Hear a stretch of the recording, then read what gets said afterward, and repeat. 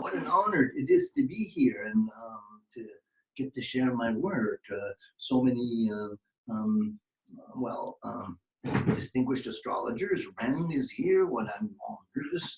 I'm going to get grades, marks. Not really. Scorecards. We have scorecards. We're all watching. Well, very good, very good, very good. Well, that's exactly what I'm here for, to get judged. To present my work and to give you guys an idea of where I come from, how I became an astrologer, and what the techniques that I use.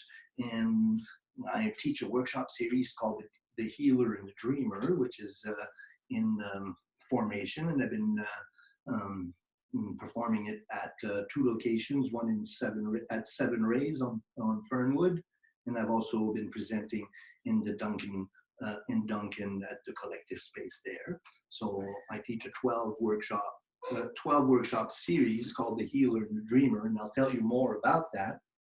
But usually when I get started, I like to get to know my audience, and I'm curious about yourself and what your comfort in astrology is, and also how much do you know about Carl Jung and Jungian psychology, and then if you want to give us your sun and your moon, then by all means.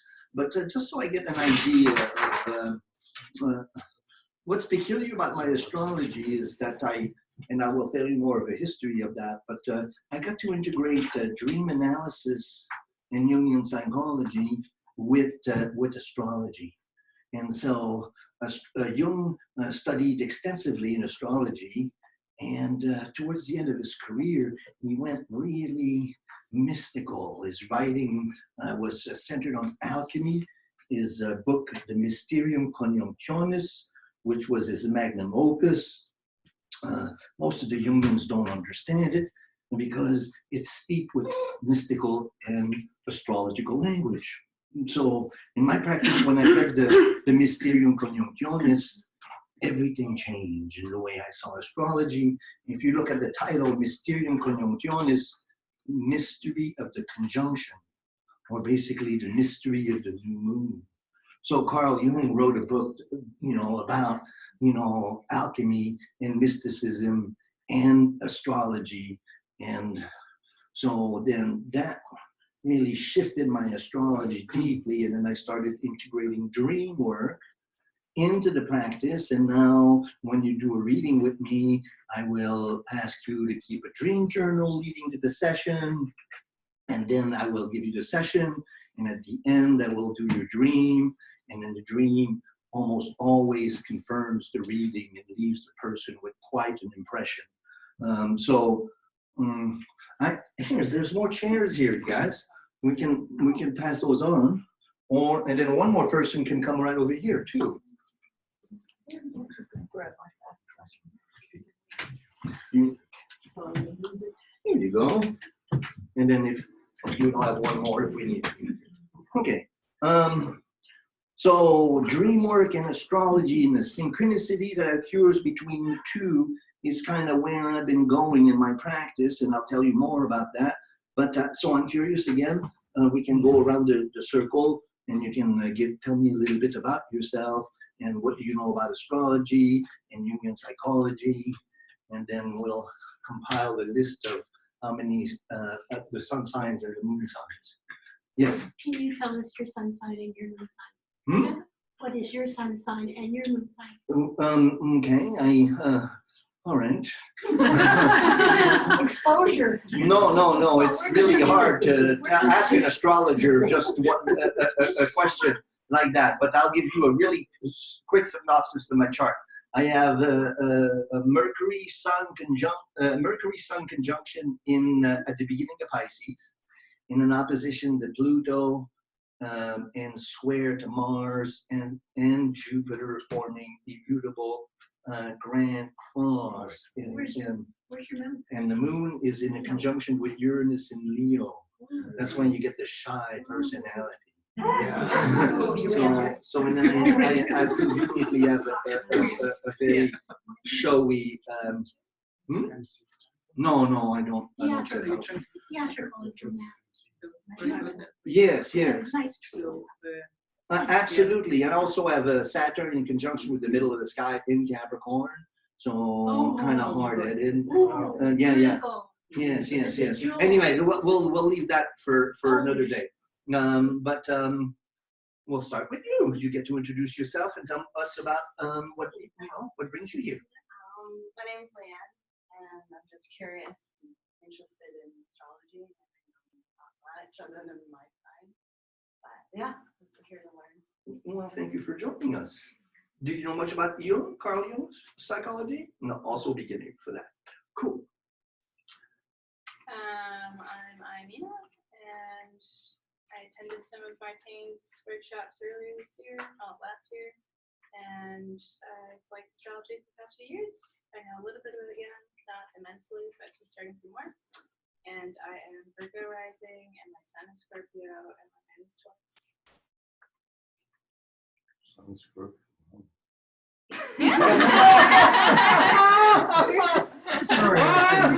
Is somebody compiling a chart of what that's going to look like? Where's your moon? Taurus. Taurus. Interesting. That's cool.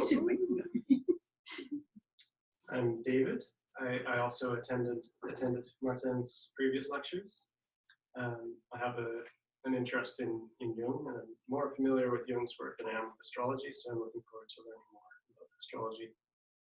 And I'm an Aries, Libra moon, and Scorpio rising. I'm Heidi. I don't know a lot about Jung. I've been interested in astrology for about the past 40 years, and I've used it basically for self-awareness. And I've got a Sagittarius sun, Leo moon conjunct Pluto, and Scorpio rising. There's a line of Scorpios. In the corner. So thank you for joining us. I hope that you enjoyed the evening. Voilà. My name is Eva. I know very little about astrology. I know a little bit about Carl Jung. And I'm interested because my husband is. Well, yeah, just if you're interested in her moon is in Taurus, and her Sun is Aquarius. That I know. and Scorpio And Scorpio rising. rising. I hope somebody's compiling all of this. Good. We're going to get to you soon. A little bit of Virgo there. Oh, there you go. That's why. My name is Larry. I've been practicing off and on astrology for about 15 years or so. As part of the CAE organization in Toronto. For those who are not familiar with it, it tries to license people to practice astrology. I have a double Pisces, Sun and Moon, 6th house. I'm Virgo rising. Early in the sign or late in the Very sign? early. Oh wow, we have a It's also sun. conjunct Saturn. Hmm. So those three, and I have, and by the way, Eva has a stellium in Aquarius, so she's What's your year of birth, if I may ask? 1936. Oh, so you're like, Somebody's younger than me. Pluto. Anyway, let's not get into that. But it sounds like we're going to have some nice conversations. Very nice, Larry. What an honor to have you. And I'm looking forward to hearing how you feel about my words. Monsieur? Yeah, my name is Brandon. I just found out the rest of this on my app here. But I'm a Leo sun, moon Sagittarius, and ascendant Gemini, Okay. I think. That's all about the time of day you're born too, right? Yes. So that's a little bit unknown. So you have a the deeply house, analytical yeah. mind, but you're new to astrology. That's true. Okay. And then any background in Jungian psychology or? No, just read a little bit. But I actually probably more listen to podcasts and people refer to him more than. Okay. And then you just hear out of curiosity. That's right. Yeah. Cool. Well, thank you for joining us. Thanks. Cool. My name is Raheli, and I'm a psychologist. And psychology and astrology came to me at the same time in late 80s in Moscow. So I am quite familiar with Jungian psychology, and I use both astrology and dream work, as well as energy and shamanic and mystical work in my practice. Beautiful. And I am Virgo, Sun, on the cusp of Leo, Okay. Moon Gemini, and rising Leo. Wow, there's a lot of fire in this There room. is a lot of and I have my Jupiter and Neptune in Scorpio, just kind of finishing. Or you just want to fit in. Not that Scorpio is really called fitting in or anything. Thank you for joining us. My name's Karen. I know quite a bit about astrology. I've been studying it for probably over 40 years. Taught classes and done charts years ago, not doing any of that right now, but I probably will in the future at some point again. Know only a little bit about Jungian psychology, probably read different books here and there over the years, Okay. I'm sure. Okay. And I'm a Capricorn Sun, Moon in Leo, and Capricorn Rising. Moon in Leo, Capricorn Sun, Yes, and what rising? Capricorn Rising. Capricorn rising.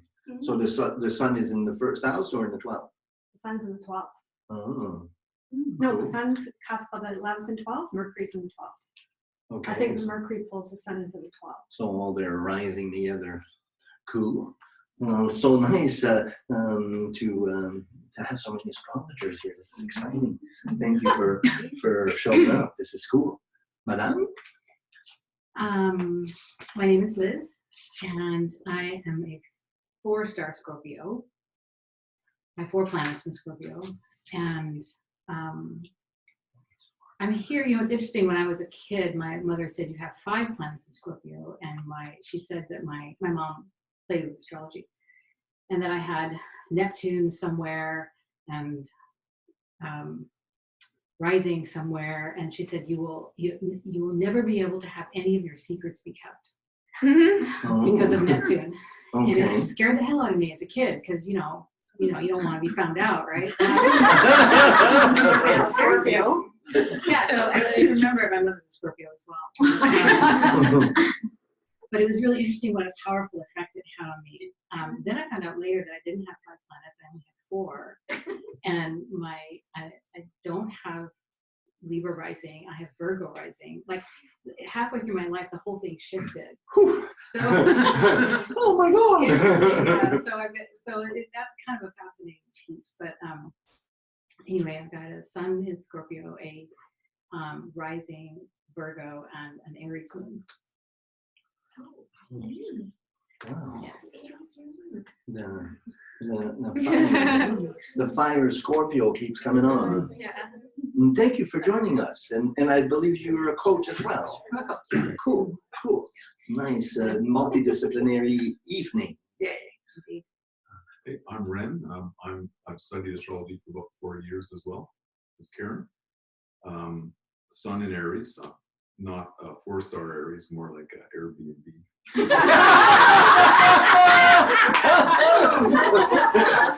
Timeshare. Yeah. Moon in Capricorn and Leo rising. And great to be here. It's wonderful. And I mean, there's not even that much overlap from the last. It's a completely different group. There's so many people. So for those who didn't know, Ren was the first speaker. And Ren has a practice in astrology and does some very, very neat things. He's also very well connected with much of the astrology community. So it's a great honor to have you here, man. And has written books as well. Vice versa. Ditto. You're a therapist too, are you? And an author? Yeah, I've written a couple books. I'm not a therapist. We do holotropic breathwork workshops. Carolyn Green and I are starting to team up again, and we'll be doing them about once a month. If anyone wants to come, we'd be honored to support you. Are we going to share emails? Because I like to keep in touch with We them. have I think- an email list here, and we'll make sure everybody. I think that, yeah, I think that we, you know, they're on it. Yeah. Well, we have a Facebook group and a meetup group, but Oh, then belong to yeah. Facebook. So If you leave do you guys want to your- share each other's emails so when I email you, you have each other's emails? That's okay. Okay. Then yeah, add your email. Yeah, at the end we will Your talk whole about the topics. structures so you can. So lots of shared, it's very interesting when we get into the chart analysis of now and Astrology see group of everybody's Victoria, BC, or takes on something it. like This that, is yeah. fascinating. The keyword. We need like 6 hours. What is, you know? Yeah, I have a high regard for Jung. I've read 4 or 5 of his books. Cool. My name is Paul. I have a fairly limited knowledge of astrology, but lots of interest. I went to some of Martine's workshops, and where I've learned what I have, and interested in learning more. I'm a Capricorn, but don't remember the rest of that stuff. And you're a really good cook. I didn't cook that, Oh. but I do like to cook, yes. Do you know where his moon is? No. We do. We have your We have your chart. chart. Somewhere, but over here. We kind of.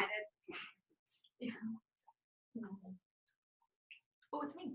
Oh, me? Yeah, I kind of spoke at the beginning. I I know, guess but it's- I don't have you down. Oh well, yeah, you can jot me down. The Tatiana. Sun in Virgo, Your name is Tatiana. Tatiana, yeah, Sun in Virgo, Moon in Aries, and the rising in Sagittarius. Hmm. Yay! And Virgo stellium. She's one of those. So yeah. Hi, I'm Anna. I am Leo rising, Pisces sun, and Sagittarius moon. I am a beginner in astrology, been studying for a couple of years. Interest in Jung, but less knowledge of Jung. Cool. Moon and Sun and Pisces. And on Facebook, you're Anna, right? Yes. I'm gonna friend you. I'm gonna friend you. I don't really have any friends on there because I'm not. But yeah, you don't see anything, but please. You're go just ahead. there for to be access. Yeah. Have access. I just to want to follow and the groups. astrology, It's yeah. not on Facebook. Oh, okay. Well, But I would go for it. well, I'm working on getting a website, but right now my main way of doing interfaces with Facebook. So that's why I asked. But go ahead. I have 3 friends. Elsie's one of them. I see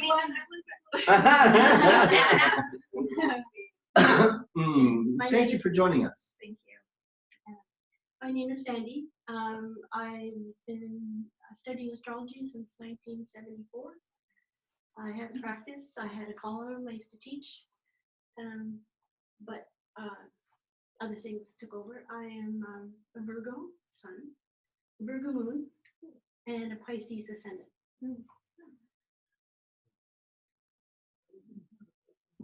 I can see that. I have 3 planets in Gemini. Oh, yeah, a lot of Mercury. And I have all my progressed planets now, and I got 5 planets in Scorpio. This is the right Over there. This is so neat to have that kind of conversation. Madame? My name is Bonnie. I've been interested in astrology since I was like 12, but I haven't studied it, read the books and all that kind of stuff. But I'm an Aries sun, Scorpio moon, Sagittarius rising. And, it's weird because I did read a biography on Jung a couple of years ago, and I was interested in. There was an experience that happened to him, like an oak table just. I don't know if and I just thought that was really interesting that he would. Which biography did you read? It was a really thick one. It was like a yellow. I can't remember, but I know. There is as you know, I've read about 10 of them, and there's quite a bit more. So and then there's Memories, Dreams, and Reflections, which is his own biography. Oh. And well, it's interesting, you know. Every time I read 2 big ones this winter in my little holiday, and it's interesting, you know. Anytime you read a biography of Jung, it's like you're meeting a different person. You know, it's like he must have been such a, you know, a character with so much depth that he could appeal to different people from different perspective, and they tell kind of a different story. It's kind of fascinating. Thank you. That's a distraction. I have a tendency, you know, with all these mutable planets to have a hard time staying on focus. At the same time, what's that? You're doing good. Well, thank you very much. I need all the positive reassurance, reinforcement I can use. Two more. Madame. Madame, yes, my name's Kathleen. I'm an old person, and so I've been doing astrology for a long time. I used to do the charts by hand back in the 60s. Mm-hmm. When the computers came on, I sort of fell out of that habit, and I got very attracted to studying Kabbalah and Jung and alchemy, and I put it all together with quantum physics all the time. My whole brain is fried. You're back for more though. Yeah, I am back for more, and I feel like it's a new chapter. I'm coming back to my old love. So, What's your sun and moon in? Sun in Sagittarius, moon in Gemini, Leo rising, with Pluto sitting right on the ascendant in the 12th house. Yikes. Just a cheerily good childhood, huh? It's fascinating to have so many people with so much background in astrology. This is the first time that I get to do that. Usually it's, you know, beginners or newly beginners, and so this is really exciting. I'm really thrilled that you're here. Thank you. Yes. I'm looking forward. Thank you. Madame. I'm Victoria. I have a basic knowledge in Jungian psychology. I'm a beginner in astrology. I'm a Taurus sun, Gemini moon, and Pisces Virgo rising, and I have a poorly aspected Scorpio and Jupiter. Wow, it's like we have astrologers in the house. I remember what I wanted to say. So Jung learned astrology, you know, when he was in his early 20s. He started studying. It was even as early as 1906, 1907. He was writing letters to Freud about how he discovered this astrology. And he hated to do the mathematical equations. He just didn't like it. So his daughter, Greta, second daughter, he trained her how to do it. And she did all the calculations for him. And then Emma did astrology as well. And Greta went on to become an astrologer, but they didn't give her permission to be an astrologer right off the bat. First, she had to raise a family first. Very conservative Swiss family. So then she got to do her family thing, and then she became an astrologer and lectured extensively in the 70s about, and did some really neat work on Jung's chart as well. So I just a little anecdote like that. Okay, I think we did everything. Okay, whew. Well, with such a detailed history, I'm going to give you a bit of where I come from in my practice. Well, it became, you know, I'm also a bit older, born in the 50s, late 50s, and so, you know, a bit of a rock and roll growing up in Montreal in the 60s and the 70s, with all the political stuff that was going on and with the hippie movement and everything. The family structure broke down really soon. It was probably a little too soon. And so then I was reading Hieros Gamos, you know, when I was in early teenagers, and I says, well, that's a good idea. So I decided to quit school and hitchhiked all the way to Mexico to find myself a shaman. And I went down to Mexico, and then I got all my passport and my money stolen, and I was like, whoa. And anyway, then on my way back, I joined the Hare Krishna movement in Los Angeles, California, and I spent 10 years as a monk in the Krishna temple. And that it was a wonderful experience, and I got to become a student of Bhagavad Gita and the Srimad Bhagavatam, and I got to learn how to do the practices and kind of learned how to lecture in that movement because we, you know, in the Christian movement, you have lots of lecturing. And so I have always had an intellectual affinity. So then I like to say that I got my college education in the Hare Krishna movement. And then I came out of that, and then I was just coming to my Saturn return, and I said, whoa, whatever, you know, whatever cards have been dealt, this is really strange, you know, and so I need to know about this. So then I took my first astrology course in Montreal from a French astrologer and learned how to do all the calculations in the late 80s. And then I opted for keeping the family tradition in the Hare Krishna temple, and so then I started operating restaurants because that's what I knew how to do. So I spent most of my life running restaurants and studying astrology and doing my friend's chart, but being a restorator first and foremost. And then when I turned 40, I started a discipline called the Artist Way. The Artist Way is a book by Julia Cameron, and then I became really into Julia Cameron, and I read everything she wrote and did the Artist Way 3 times, all of the books many times. And then that's when my astrology became really serious again, and then I took up the study of Liz Green at that point. And then when my last restaurant went bankrupt, I turned 50, Chiron returned. And then, I mean, this is BC, so I took a couple of LSD trips to figure out what the hell was going to go on.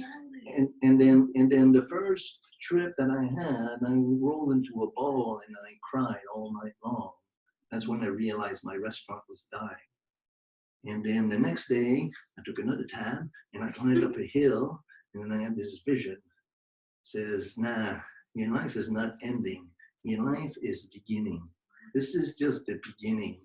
And at that point, I made a vow. Whatever I'm going to do, whether I'm going to be poor or rich, I'm going to be an astrologer. And so that started 11 years ago. And I think we need to acknowledge the magic of February 2nd, 2020. 22222. And that's kind of why we scheduled it for today. And this is the beginning of my 11th year, or this is my 11th year anniversary of being a practicing astrologer. So, and it really feels like I'm finally can call myself a beginner.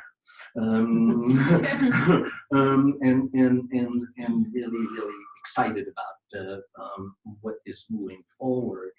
Now, something happened in that process. I started, and I chose this incredible place to start my astrology career. I started at Williams Lake in the interior of BC. So if you must imagine what that would look like to do workshops and do readings in the community, nobody knew nothing about astrology. It was like, and it was perfect because it really forced me to go down to the basics and explain the basics. And I was studying, Jung and of course, Joseph Campbell had a really big influence. And then in Joseph Campbell, the hero with 1,000 faces, he tells the story of Princess Budur in Kamar al-Zaman, a story from the 1001 Arabian Nights. So then I got the Sir Richard Burton's translation of the 1001 Arabian Nights. If you're interested at all in Middle Eastern mysticism, it is so beautifully written in a style. Richard Burton, not from the Animals, but Sir Richard Burton lived in the middle of the 19th century. Was a great adventurer, was the first white person to go to Mecca in disguise. If he had been found out, he would have been killed. He translated the Kama Sutra, and he made an attempt at translating the 1001 Arabian Nights. And his translation, there's nothing like it. It's very, very colorful. And so when I'm reading that, I'm getting to the story of Aladdin.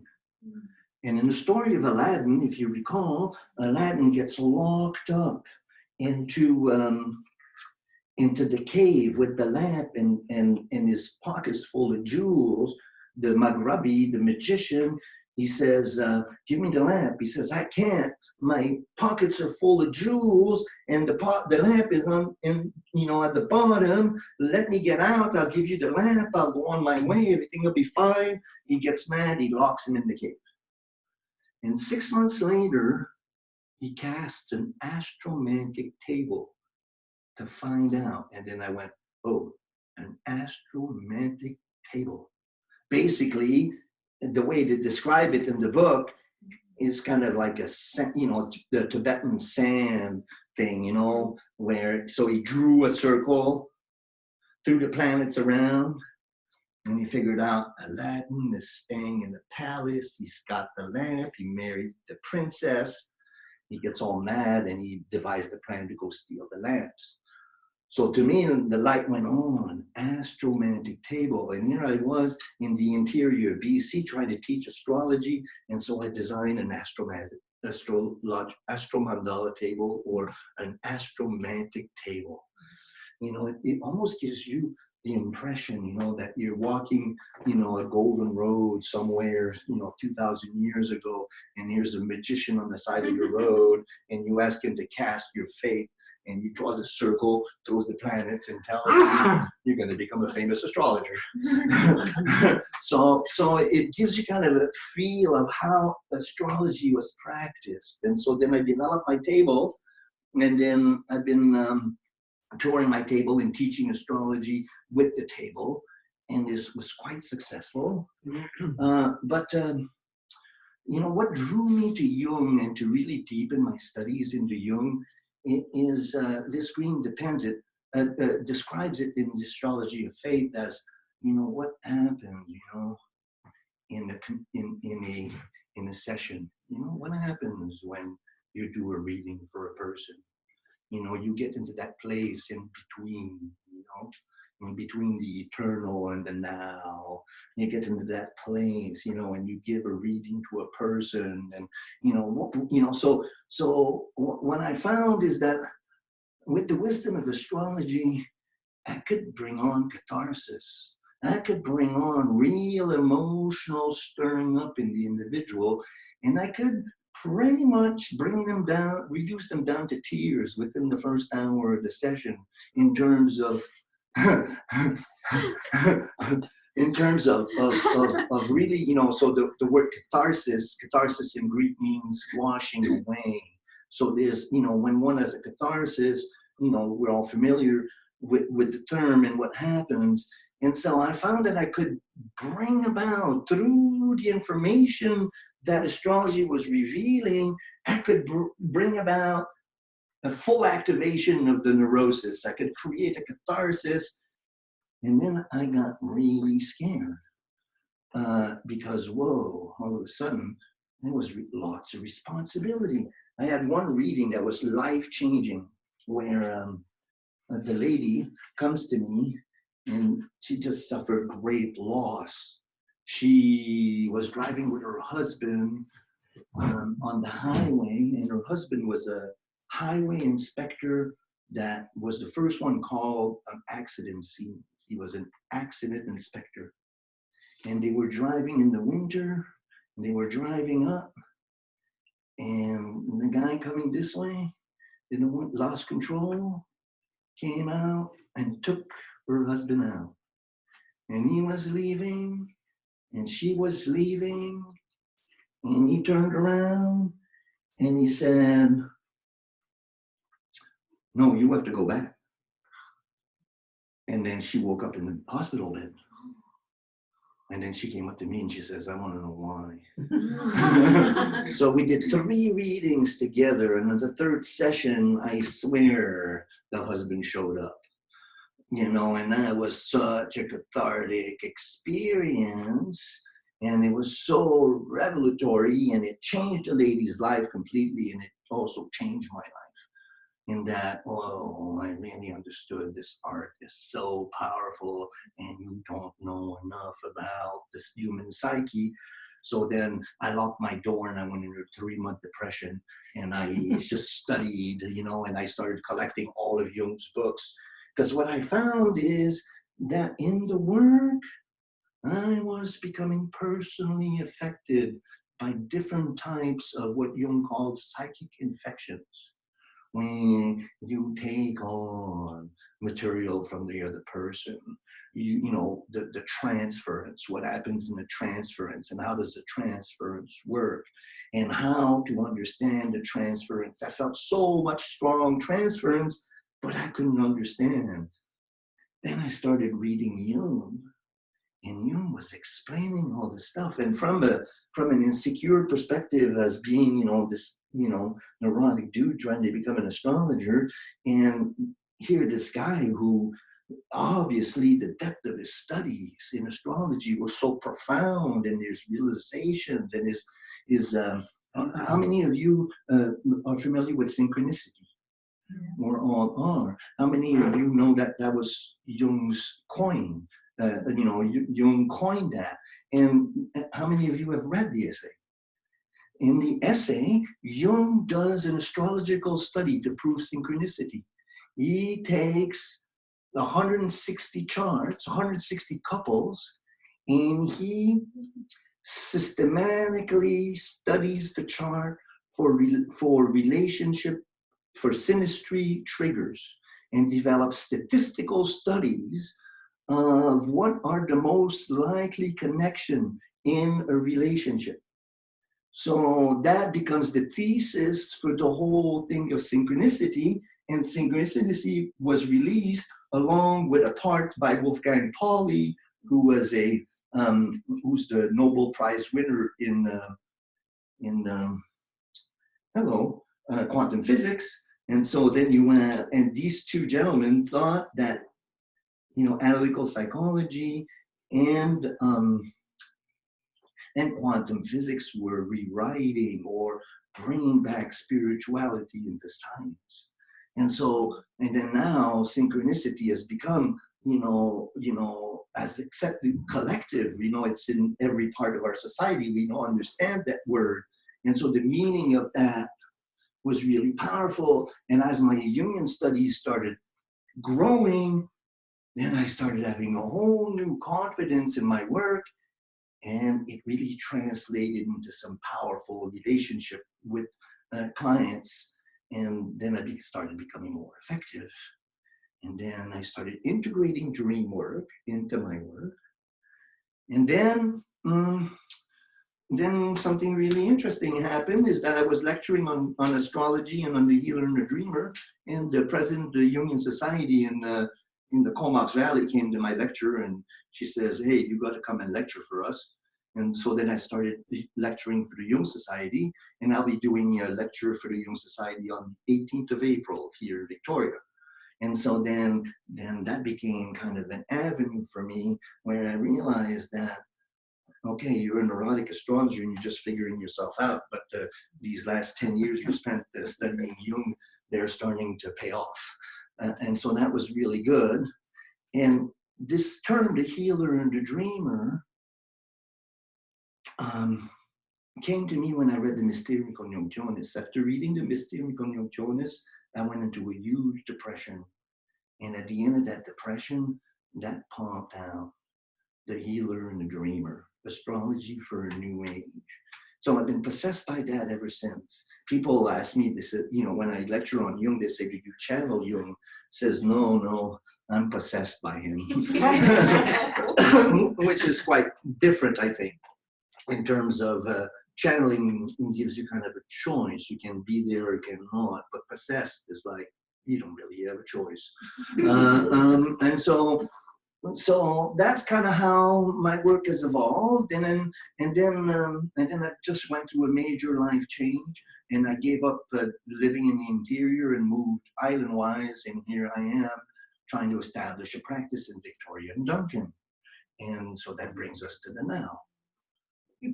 But the one thing that I got from the Mysterium Coniunctionis, the mystery of the conjunction, is the alchemical perspective to seeing the chart. And I think that that is what makes Jung's perception of astrology so different, in that he looked at astrology through the lens of alchemy, and in alchemy he found a system of thought that was a intimation to the psychology that he developed. And one of the main points of alchemy is the sacred marriage. And you see all kinds of old pictures of alchemy where the sun and the moon are getting married. And so then Jung analyzed that to meaning that the masculine side of the soul and the feminine side of the soul, or for those who are familiar with Jung's ideas, the anima and the animus. The anima being the feminine part of the soul, the sun being the masculine part of the soul. And, you know, we all have a polarity within ourselves of masculine and feminine. And the moon and the sun represent those. And as you look at the chart, you can see the challenges that occur in the integration of the sacred marriage within yourself. So that now the chart becomes a map of the process of individuation. So looked at purely in the Jungian perspective, now the chart, along with the dream work, gives you a way of analyzing the archetypal structure that animates your own process. So then it becomes a huge tool for individuation, for self-realization, for getting to understand myself. Yes? Rectification of a chart must be extremely important if you want to practice it from a Jungian point of view, I assume. That's very interesting question. And if you don't mind, I'll go a little bit later and introduce folks. But all right, I'll give you a quick answer to that. It is amazing how my astrology shifted once I started studying Jung. I started seeing the chart. See, and actually, it's going to be a long, drawn-out answer to your question, and it will integrate the material that I wanted to cover anyway. So I'll get to the answer. But basically, what Jung saw when he saw a chart, you're familiar with the word complex. From the psychological Jungian perspective, a complex, you know, I have mommy issues, I have daddy issues, you know, something happened, you know, dad was never available, he spanked me too hard one day, and spend the rest of my life pissed off at him. And anytime I get into male intimacy, I get mad. So there's a complex there, you know, that is, you know, repressed into the unconscious, and that causes a neurosis where the complex starts harassing the individual. Jung says that you can see these complexes by looking at the constellations of alignments of the planets. So then a daddy issue could be, you know, would be expressed as, well, for my example, I can use my self-example because I definitely have daddy issues. And so I have a sun conjunct Mercury in opposition to Pluto in square to Mars, Jupiter. So the opposition of the sun to Pluto, you know. Is there any way you could just point that on the board there, what you're talking about? Well, we'll do that when we do the chart. Oh, okay.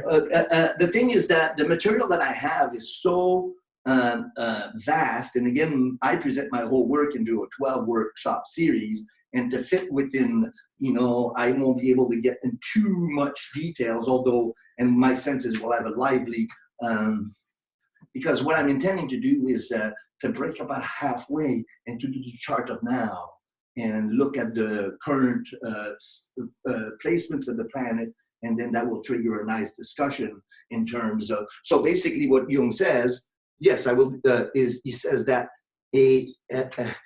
that angular relationships that are constellated So what do we have here? We have Venus-Neptune conjunction, and we have Saturn, Pluto, Jupiter.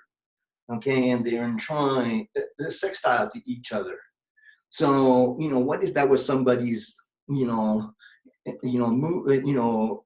chart alignment, and then by looking at the sun and the moon and the feminine soul and the masculine soul, we start seeing, that, like in my chart, you have the sun in opposition to Pluto. So there's ancestral rage that's passed on.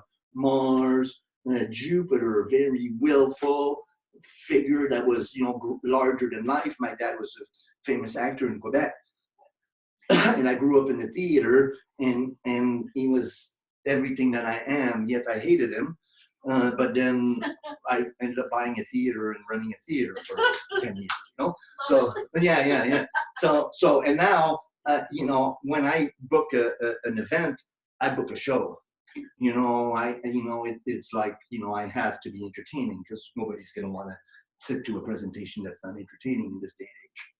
Blah, blah, blah, blah, blah. So in terms of rectification, what I'm saying is that in a rectification for those who don't know is a set of tools that you use to find to find out the time of birth of an individual, which he comes to you without that information. They want to do a chart, the rectification of the chart.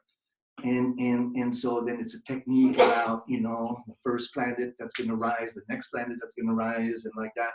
I haven't really actually done any successful rectification, but I wasn't so much interested in the technique of rectification, but with respect to if you're applying Jungian techniques, and using the placement of the planets in that process. Presumably, the placement of planets to some extent is affected by the birth time, rising sign. Yes, but really, when you think about it, very little changes. The only thing that will change in a 24-hour period is where the moon's going to be. And what I've done to my astrology, especially in my first class, I don't even talk about houses so much.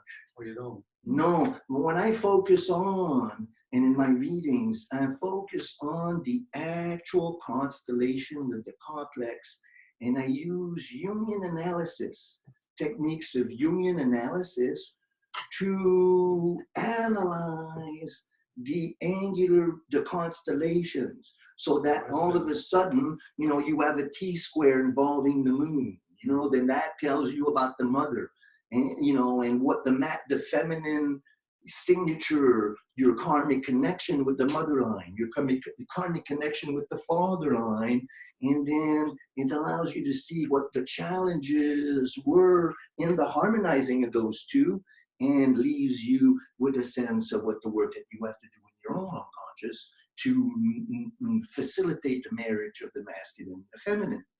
So when you're doing straight up Jungian analysis, and you're doing dream work, then at that point, the chart becomes really a map of the psyche of the individual, becomes hugely useful in... Houses disappear on your telling. Houses have little significance. What's that? In your chart at that point. Houses. The house. Oh, the houses. I think that, one of the next book that I intend to write after this one is kind of a Horarian lunar astrology. So I developed this table, and then here I have a Horary, I have a Ptolemy's table. I don't know if you're familiar with Horary astrology and Ptolemy's essential table of dignities. So I made that into here. And to me, the houses belong there more.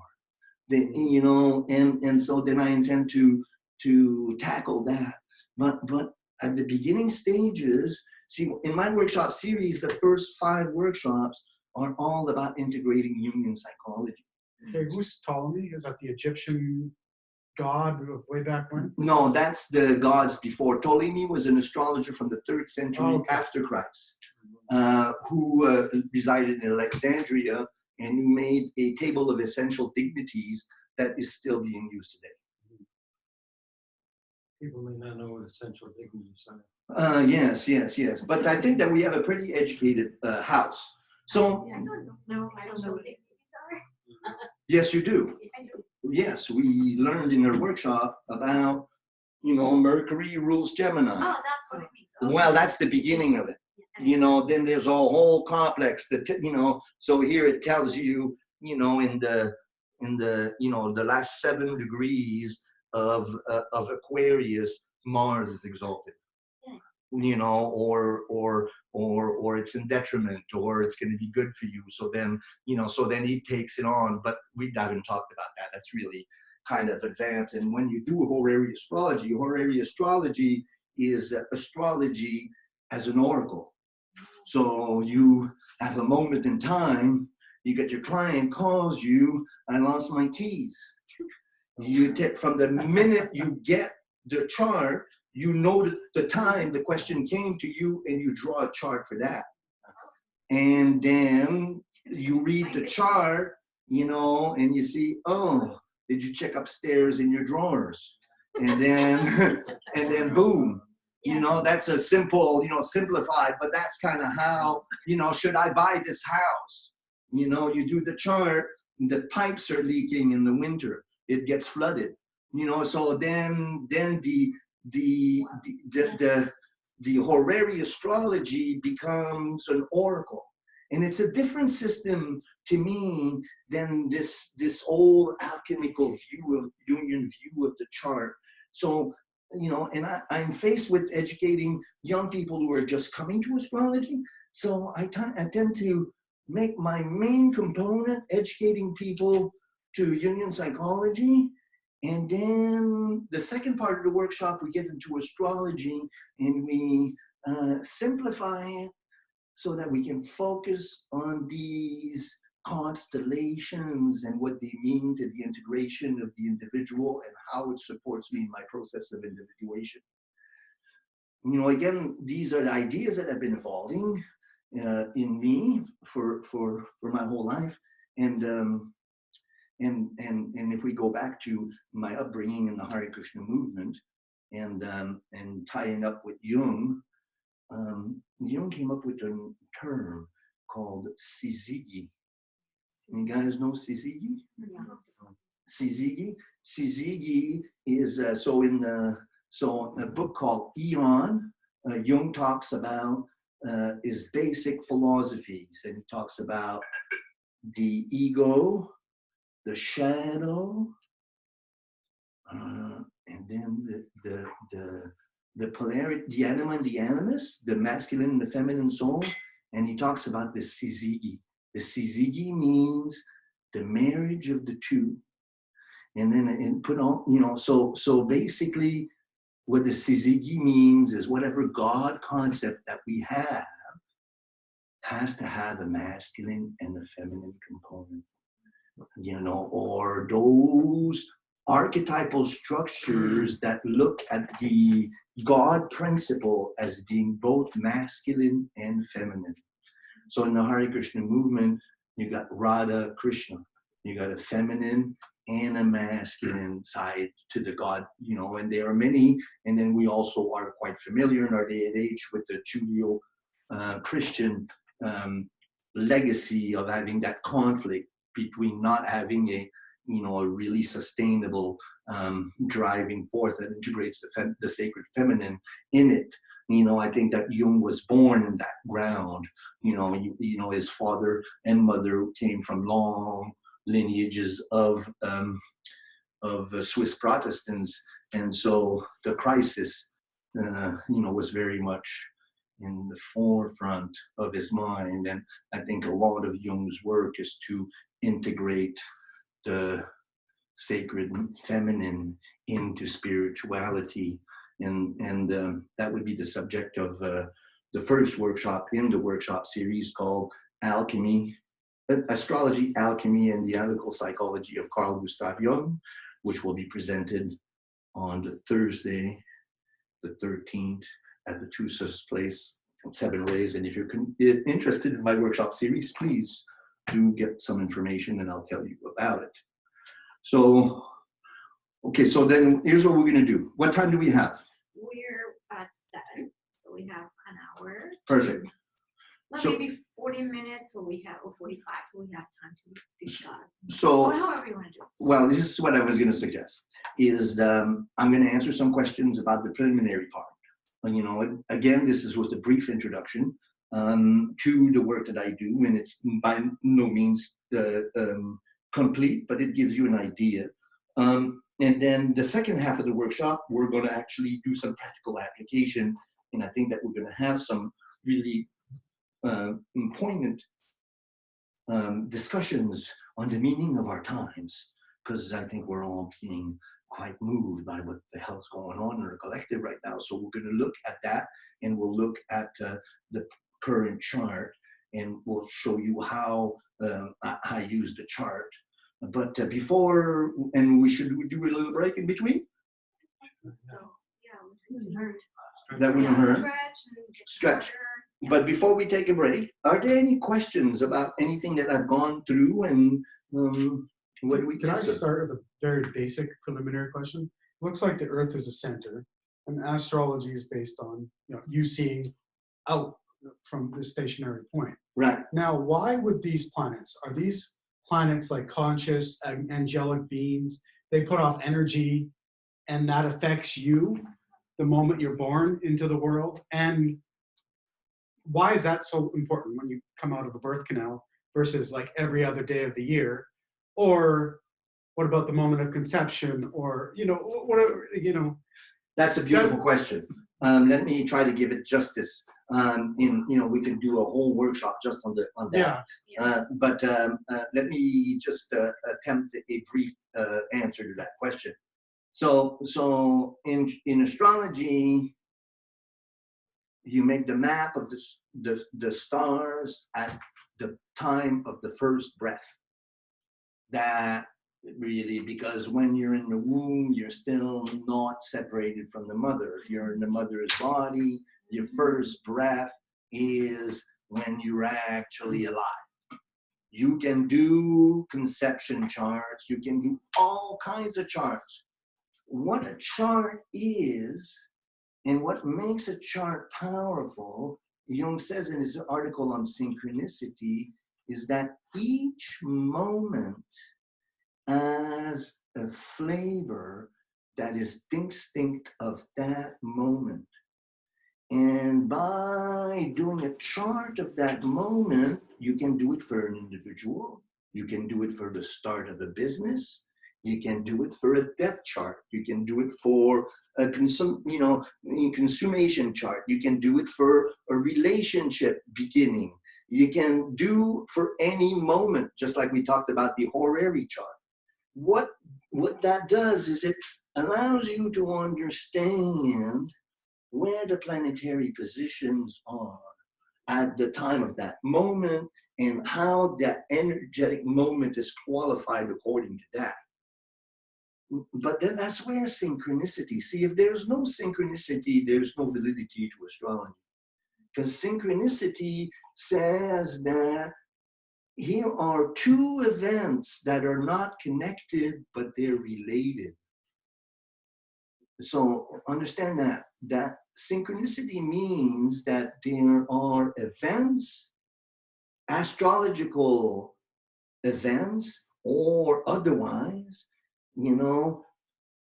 that have a charge to them that seem to point to an organizing factor that is beyond causal. That here, thinking okay, so here's an example of a synchronicity, because when you deal with dreams and astrology and you do the mix, synchronicity becomes important. So I had a dream once that I was hanging out with this really beautiful woman, and she was treating me really well, and she was being really nice to me. And she says to me, well, she leaves. Hey, where are you going? And she says, oh, I got to go. I says, who are you? And she says to me, I'm Hawthorne.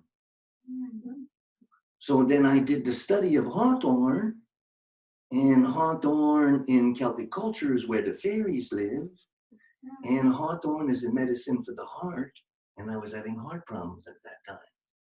So here's an event in the unconscious that, you can't attribute a cause to that, but here is a synchronicity that became really moving to me.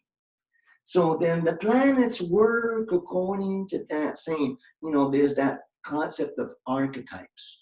Archetypes are psychic patterns that make up the unconscious and that populate it. And so you can identify them as astrological components, or you can identify them as tarot cards, or you can look at them in dreams. But these archetypes, they dominate that other world, And so then they're really a reflection of what's going on inside of me. This guy, Origen was an early Christian scholar. He says, you should know that all of these planets that you see, they're also inside of you.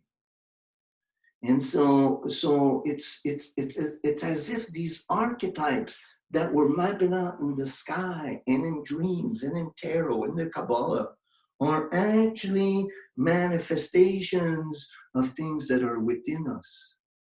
And by using the art, it becomes a mirror of who I am. And there's no causal, Mercury just can't, one of the tendencies that we have in astrology is to extrovert everything and to think, oh yeah, no wonder you got, Pluto Sun conjunction. No wonder, you got it at me, or no wonder you stubbed your toe. So we put events that occur and we project astrological, symbolism on those. But really what Jung thought is that astrology is to be used in an introverted way, where actually that becomes a map of my inner processes, how I'm growing as an individual, and how my growth as an individual can be mapped out by my dreams, and by my astrology, and by my practices, becomes what animates the astrologer. Once the astrologer sees powerful examples of synchronicity in their own chart, they become convinced. And so in that way, it's a science. That was a long drawn answer, but did you get that? So the reason No. Okay. The reason these planets have influence on me and the Earth is because these planets kind of exist inside of you. Or do you think we actually pass and go back and forth to the stars after we die or something? Is that? Well, so that's the. Well, see, and this is good because it gives us an opportunity to describe what Jung did in his work. So from the very beginning of Jung's work, he started analyzing his cousin, who was a medium, who did a Ouija board. And his master's thesis for his doctorate was on his cousin and what happened for 2 years during those sessions. So he was always fascinated with parapsychological, themes, and astrology and mysticism and Gnostic philosophies. He looked at those things and he developed the 2 scientific concepts that animated his ideas: the collective unconscious and the archetypes. And he says that these archetypes are psychic dominants that exist in the unconscious that form the very basic of our instinctual nature. An example of that, the archetype of the mother. Okay, so we all know the archetype of the mother. Now, when a woman becomes pregnant, that archetype kind of takes over, and all of a sudden, well, I had a little kitty, and she got pregnant, she was 11 months, she was really young, and she was a neurotic kitty like anything. But as soon as she got pregnant, her personality changed. She became a tiger, and she had her litter, and then she was hunting for them and for the kids, and she was bringing in rats and and major, and all of a sudden, this little neurotic 11-month-old kitty became this fierce mother tiger. She became possessed by the archetype. So then what we call instincts, they're archetype, they're structures in the unconscious, the trickster archetype, Mercury. These archetypes are ages old, 5,000, what Jung says is that they weren't created, they emerged out of the unconscious. And so then this collective unconscious is the realm of all of this stuff, and that was Jung's studies. Yes? So then this would be symbolizing what is happening within us. Exactly. Everywhere else. But not necessarily causing it. It's just representing the same thing. Yes, but also it's animated with synchronicity, right? Because what we were doing when we were all giving our moons and our suns, that was an effort in synchronicity, seeing the similarities and how you think like I do. And and we're all going through the same transits, and how are you living that transit? And you're living the same transits I do. I want to compare notes, and in that way, it becomes a uniting principle. And that's the importance of synchronicity in terms of giving validity to these ideas. And that's why Jung's contribution is so important. Can I add something to that discussion? Of course, of course. So, of course, we Your Vipassana is over, right? My Vipassana is over. Well, to give like a detailed perception of how I see this, I'm eventually going to do talks on this, but for like a shorter version of that, the way I perceive or conceive the archetypes, at a non, let's say, abstract level, but more specific. Imagine this. So we have, this is a grid, right? This is a mathematical construction of a grid. So an archetype at, let's say, a quantum level, or at the vibrational level, corresponds to a frequency. And then that frequency permeates that thing that we don't, what's that intangible thing, right? In a geometry. And that geometry is unique to that frequency. So let's say this is the archetype of the mother. It has a frequency 1.14567, right? There's infinite. So if you had anything that would go into that grid, it's a fractal. And anything that connects us to, I'm connecting to that fractal. Plug in, it's like the internet subscription. Subscribe for a little bit, get the information from that fractal, and anybody or any portion of consciousness that's separate, let's say, has a, I am me and I'm separate from you, right? But apparently, but at those levels where we're not separate, this is what's happening. It's all these fractals or frequencies. So here we're separate, but in those levels, right? Archetype of the trickster, it's another beautiful geometry. And then I go, I want to access that information, how that feels, how that frequency works. I go, the trickster. Now suddenly I have that information. So anybody sharing that information is like, yes, I know, because I'm connected, like the internet. We're surfing the same page. So this is just, if we surf on the same page, we're in the same frequency on the same page, and then we can just leave it or not. So the whole point is to understand that these things, all of them have their own energetic grid. And when you blend them, all it's like having layers and layers and layers. And if you see them from the top, you have these complex layers. But if you set them from the side, you would see that each fractal is like, this is that. But blend them all, and you have this blend of energy. And then you can just separate it. So that's my way of explaining things. So sometime I'll give a talk on trickling down. Tatiana will be offering the next one. That's beautiful. Thank you very much. And some of those words that you're using are new to me.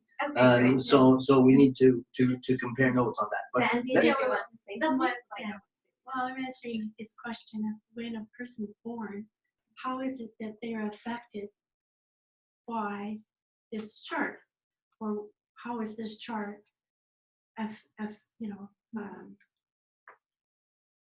practical to them? And my understanding is that this air in this room, we are all breathing in and breathing out. And as I breathe out, you breathe in. So you breathe in some of my micro-intelligence, and then you breathe out, and I breathe in some of your micro-intelligence. Each of those planets are like the sun, giving off rays all across the universe. And it hits the earth, and we see rainbows, and we know that bees see the rainbows and colors. We know that birds see things in the sky that we don't see. We know that dogs can hear sounds we don't have, but they're there. And we know electricity and sound waves work on microwaves, all those things work on all of that.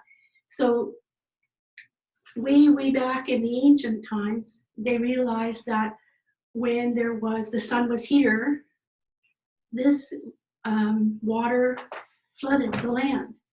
And when the sun was here and these stars were there were years of famine. You know, if you've read any of the Bible stories, that's how the information started to be collected. And they began to relate certain things that happened to the certain stars that were in certain places. And so this disk here is just, how wide is it from top to bottom? It's just a space and time that we look out in a disk from the Earth where the planets are. There are planets above the disk and planets below, but this is the disk. This is the only ones that we're using in that grid. That is what we're like a window. We look through that window in it, and those are the planets. But there are others also that are affecting Earth and vibrations coming on. And this planet, this represents some kind of understanding of what the cause and effect is, so that they could then predict when to plant the crops, because the rains were going to come or not come. Then we have Belkovsky's, the Earth and Chaos, and then then we had the cattle, the what do you call it, the Earth and Chaos, when the world was another planet between Mars and Venus, and it exploded, and so that the Earth shifted on its axis, and then you have the story in the Bible where the Earth stood still for 3 days on one side of the planet, and it was dark on the other side of the planet, and light on the other side of the planet, and then you had the Earth shifted like that. So the other dinosaurs that were here in the south suddenly were in the north of Russia, froze to death within 3 days. Belkovsky's work. I think that if we go into so much but this is just an effort to understand this energy that is here. I think that we can express it in so many different ways, as you have, and every astrologer has a different take, because we all interrelate with this territory called the unconscious in a different way. I have my practice, and it's different than Rand's practice, and it's different than your practice. You arrive at these conclusions because of how you're interrelating with, and so Jung came up with a statement that was scientific. He called it the collective unconscious. That's that point where I cannot really prove this to you scientifically. This is how I'm seeing it, but that's how you see it. And an astrologer will see it differently, and another will see it differently. And I may not agree with the semantics of what you're saying, but the practical fact of the matter is that we know for sure that, Mercury, when it goes retrograde, we're all going to feel it, But in the physical sense, what Mercury is not actually going anywhere, it's still going around in the same path it's always gone. It's just that it loops back the other planets are here, and it appears to be going backwards, but it isn't really going backwards. But that energy that it creates causes the electromagnetic, and they have proved it with what do you call these charts and everything on the internet that you can see, colors and waves and microchips and I don't know all of it, but it's proof that something happens, and so they okay. Well, what all can of I these do things about are it? very subjective, you know. Some, you know, more scientifically inclined individuals may not buy those kind of proofs, whereas another, Yeah. yes, let's have a break. And the thing is that one of the ideas that I have, you know, coming from this, and we're going to take a break, but I think that we could have easily an astrological gathering, you know, as like a weekend festival where we can have more time to do these things. But in terms of It's interesting. You're 5 minutes. That's so smart.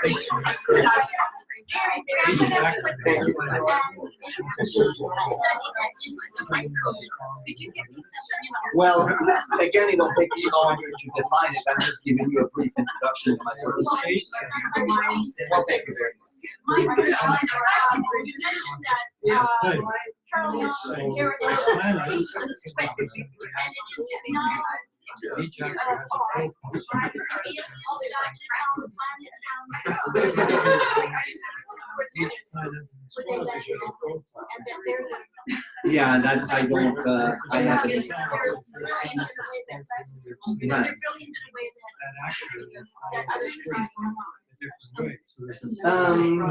Yeah, I haven't run into that myself. I tend to be really much more, that's why Jung was so important, because I really needed that scientific breaks, you know, the foundation of my work, so that I could go into a session with the real sense of knowing.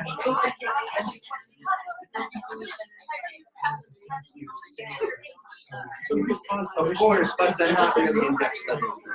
Like, I understand Polaris is the central star. It stays put. And the rest of them rotate. From our perspective. I will make sure that I get your information and I will send you. It starts on Tuesday. It's Tuesday. It's every Tuesday for the next 15 years. But let me send you information on it and then the whole breakdown. You don't have to take all of it. You can just pick what you want. They each on individual topics and I present them to you guys on Facebook. Okay, I will send you an email with the detailed information on my workshop and I will get you plugged in. Because actually, from our perspective, that seems to be what Absolutely. Well, it would be delightful. We have a flat institute and I have an office there. Yes, so I do meetings there and I'm developing the library there. And so by all means, keep us so well. Woohoo! Let's get some water.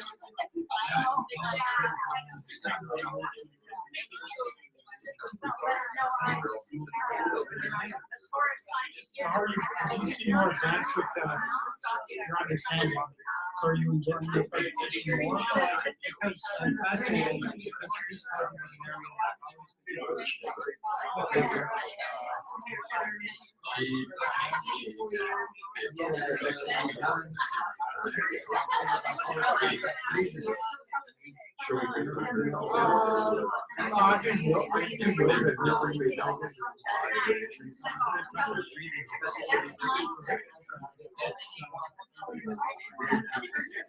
it's essentially putting yourself in a comfort state. All this constant I think I've seen this in also something the Osho 1980s and things like that. And I've been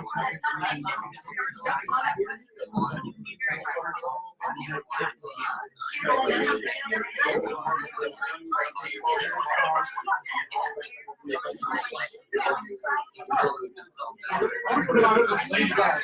We're the same science. Let's see if that means.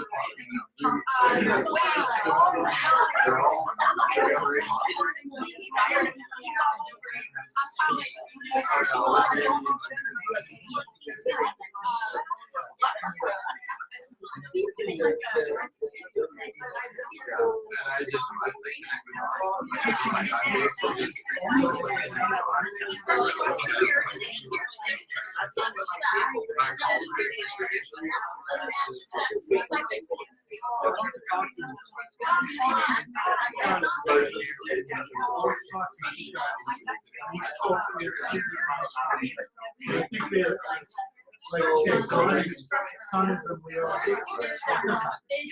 Which is Leo Sagittarius. I'm Leo Sagittarius. No, but my son is a Leo.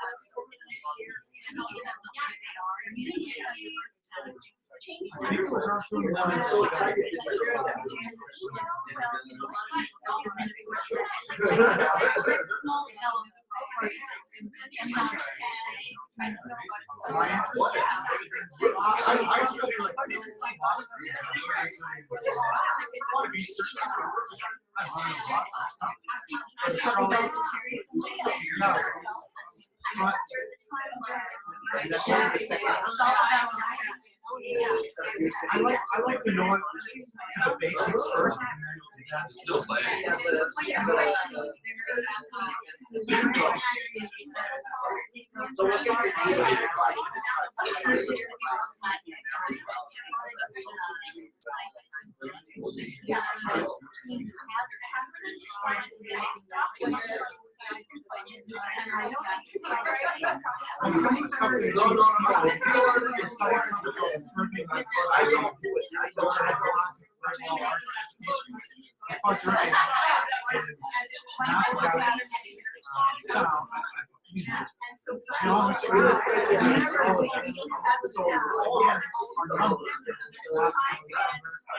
Number and sound.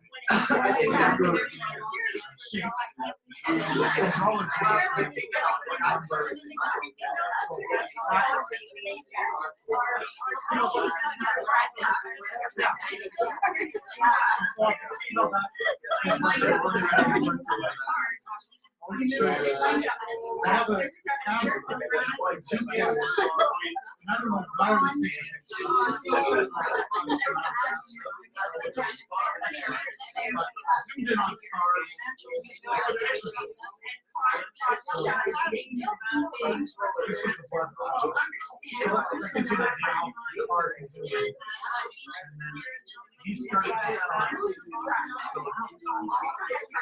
Stars are planets, can't tell you the different sides. So to me, they look like they're conscious. You've ever seen the war, right? It's pulsate and it changes colors. It looks like there's almost like a little fire. And this is the shape.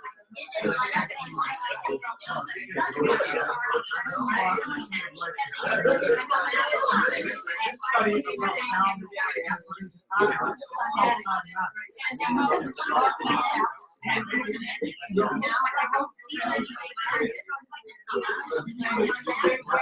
actually, a lot of the churches on the outside, when we say have a circle,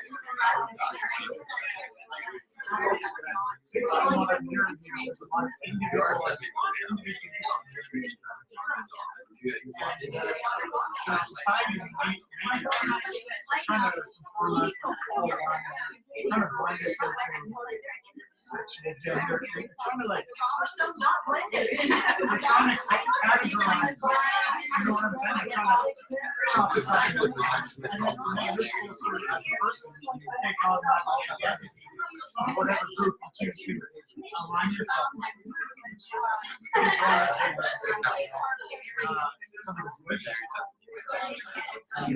it's untrue. It's not aligning truth. It's aligning with false consciousness. That's this is what's true. It should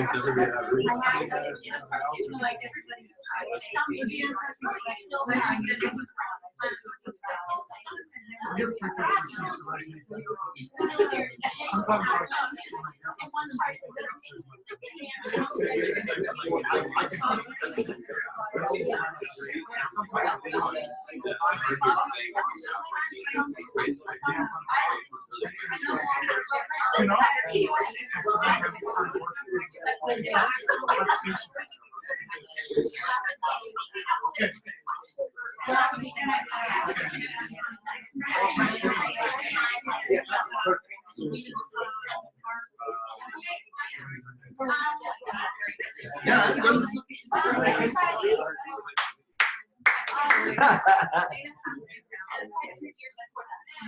All right, you guys.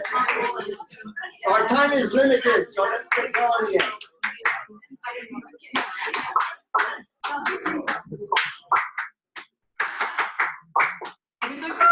Are we dancing?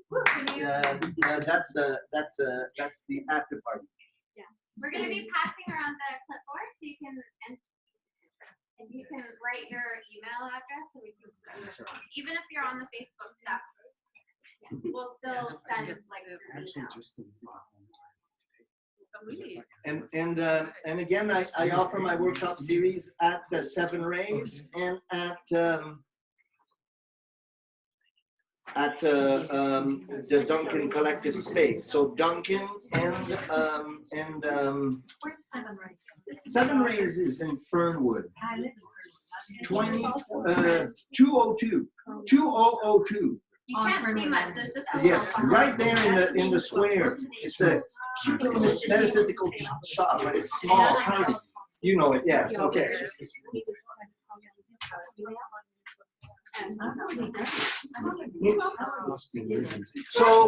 So one of the things I wanted to say about the discussion that emerged after, and then we have this beautiful description from Tatiana and Sandy, and from an archetypal perspective, from a purely psychological perspective, you guys said exactly the same thing in a different language. And so in an effort to produce or to present the ideas that I have, there are, disagreement in semantics. In other words, I may not agree with the way you present it, but really that's all semantics. When we're, it's like the same thing with religion, and ultimately they're all saying the same thing, but everybody likes to argue about it anyway.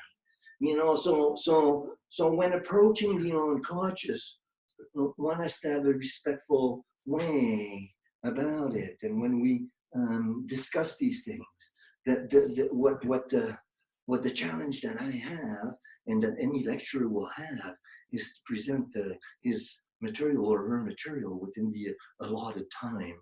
And so what I see is that we would have the opportunity to have some really, really vivid exchanges, but because we have to respect our host and our time, we're going to try to stay. So for housekeeping, if it's okay, I'm okay with stretching. If you're okay with stretching a little bit, so we don't have to rush. I'm okay with. It's not like we have to leave at 8. No, it's fine. But I just want to also honor time that you also have, not just me. So we'll try to stay within. Make it organic, but just mindful. What time do we have now? So it's 7:30. So yeah. So like we'll go till about 8:15, and if there's some discussions, and if folks want to leave, and if folks want to stay, we'll go with the. We'll reconvene and say, who wants to leave, stay, or discuss more. And does that sound good for everyone? We're going back to Middle Bay. Yes, I'm going back to Duncan. Oh, are you? Yes, I'll follow you. Thank you for. I probably won't get out of here right away. Okay, so now we're going to actually do some astrology. We're going to do a chart. We're going to do the now chart, and I'm going to take you through the archetypes as an introduction.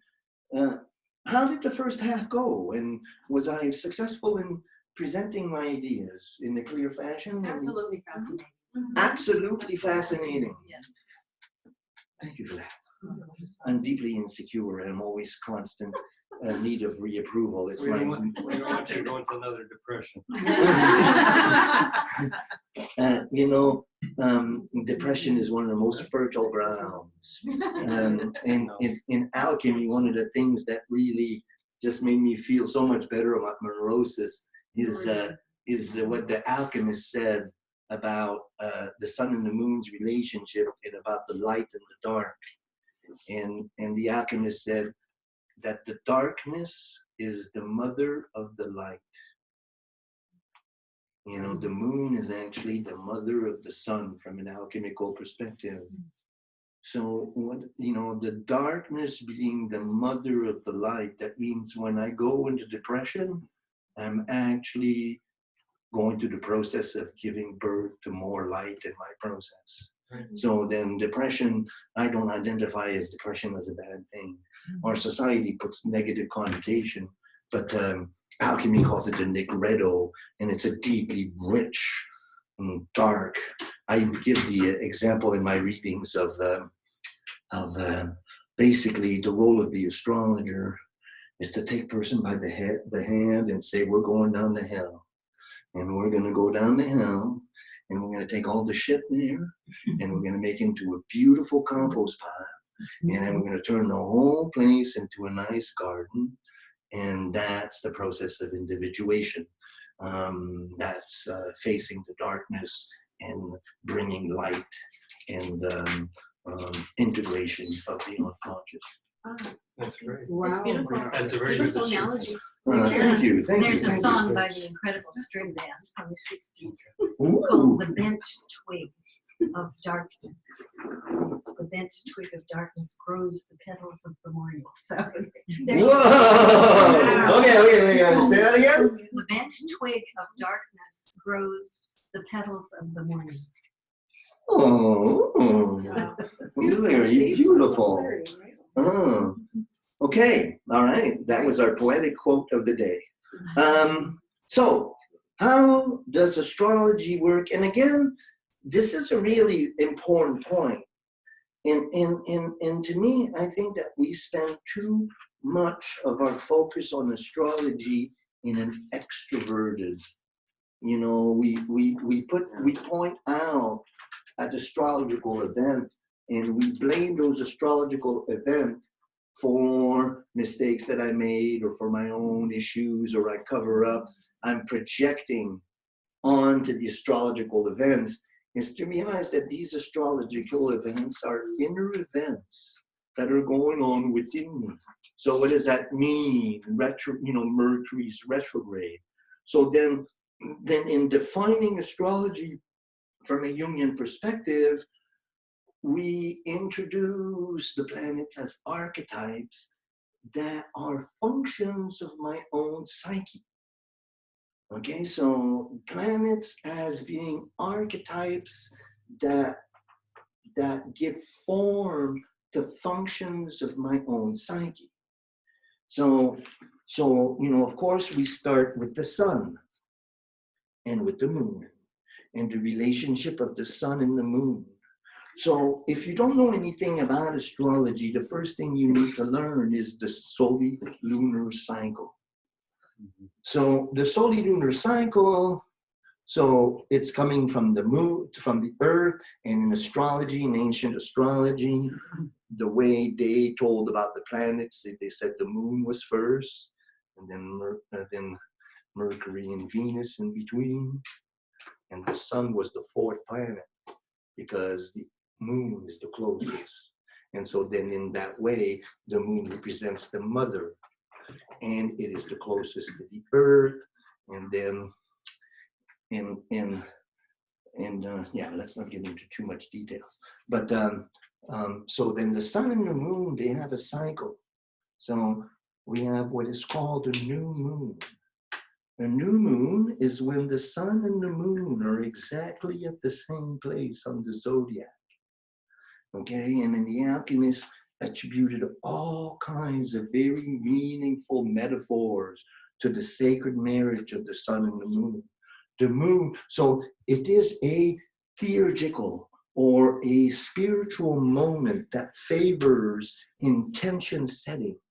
It is the impregnation, it's the mother and the son having a nuptial night.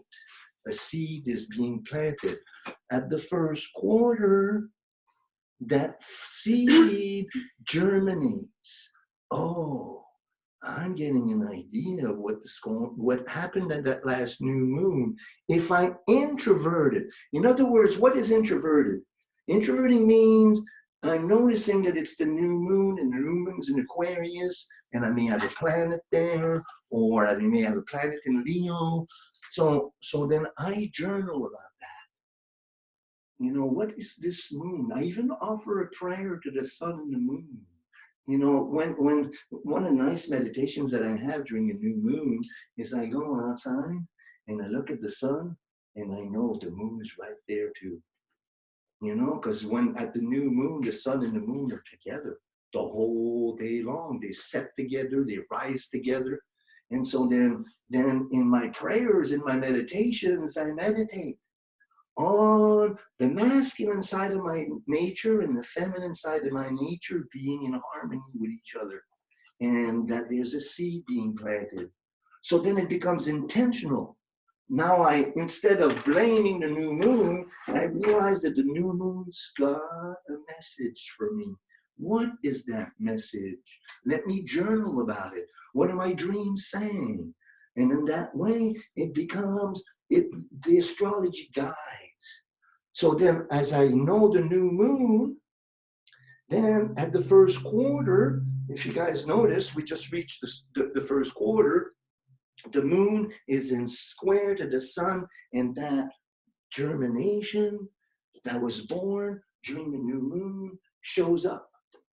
It becomes manifested. I get some insight, and then the second part of the cycle, the second quarter, usually is hard work to give form. And when the full moon comes, then what was created was given birth, was seeded at the new moon, what germinated at the quarter is now manifest.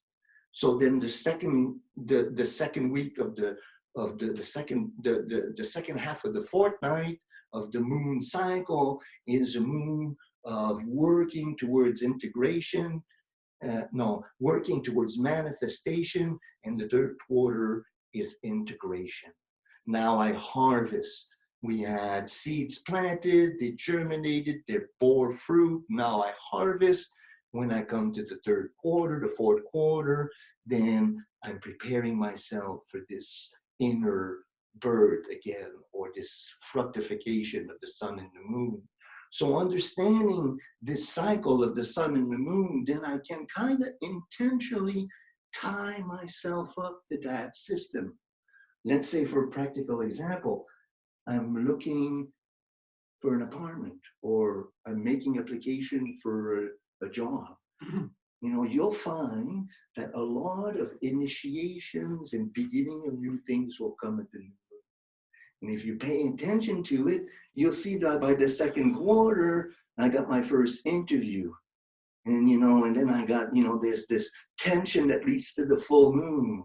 And at the full moon, I finally got the place. Like tomorrow, you know, I'm going to see 2 places to rent, you know, and I'm thinking, well, it won't happen until after the full moon. So it's kind of, we look at astrology as something that actually has practical relevance to my own inner process, and how I interface with the world. And the first part of that is that solilunar cycle. Understanding the solilunar cycle and tying yourself up to it is one of the most important parts of astrology. So right now we just moved into the second quarter of the moon. So our now moon is in Gemini, we have sun in Aquarius, and then we have Mercury and Venus. And what's the benefit of the table is that I can show you actually how it all works. So we have the sun and the moon, and then we have Mercury. Now Mercury in the Alchemist, and I don't know if you guys ever seen that, and I need a blackboard. Okay, it's an imaginary blackboard. So the glyph of Mercury, okay, it's a circle, it's a planet, it's the sun, and it's the cross of matter and the moon on top. So from the alchemist's perspective, Mercurius is the prima matera. It is the priest that is in charge of creating the union of the sun and the moon together from the alchemical perspective. So why is Mercury called the trickster? I have no idea. Because by hook or by crook, Mercury's job is to create the union between the masculine and the feminine. And if your conscious attitude is going one way and you don't want to go at it, Mercury will trick you into changing your course to where you really need to do. So wherever Mercury is, he's a trickster, because he'll bring you to exactly where it is that you need to do to integrate your shadow. And in that way, Mercury's role in alchemy is to be the unifying principle. So then when we study the chart, it's really important. Now, Now, Mercury, and why is Mercury turn retrograde? So from our perspective, we have the Earth, and we have the Sun, and Mercury turns around the Sun. From the Earth's perspective, Mercury is very close. So Mercury flies by, passes behind the Sun, and now it's moving into Pisces. Venus is at the end of Pisces in conjunction with Neptune. Mercury's just past the conjunction with the Sun in the back of the Sun from our perspective. And now it comes to 22 degrees past the Sun, and boom, it turns retrograde. So from our perspective, it's turning around the Sun. It opens the way for the Sun, reviews, has a meeting with the Sun, says, well, I checked out the territory ahead, everything's cool. I'm going to go back and see if we forgot anything. And, you know, so retrograde period is the Mercury checking in with the Sun saying, the coast ahead is clear, and I'm going to go check if we forgot anything. And then come back and then report, okay, I gathered all that let's move forward again. So then the retrograde cycle from our perspective, and especially the conjunction of the Sun and Mercury together when Mercury is in between the Earth and the Sun, that is the real key point of Mercury retrograde. Sun and Moon are together. Sun, and because the Moon is never always interaction, then Mercury, the 6 conjunctions to the Sun every year, and it's always involved with the Moon.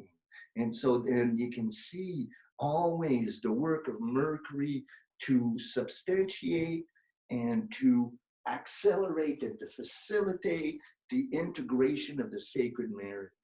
That's the glyph. The Sun, the cross of matter, and the Moon as a hat.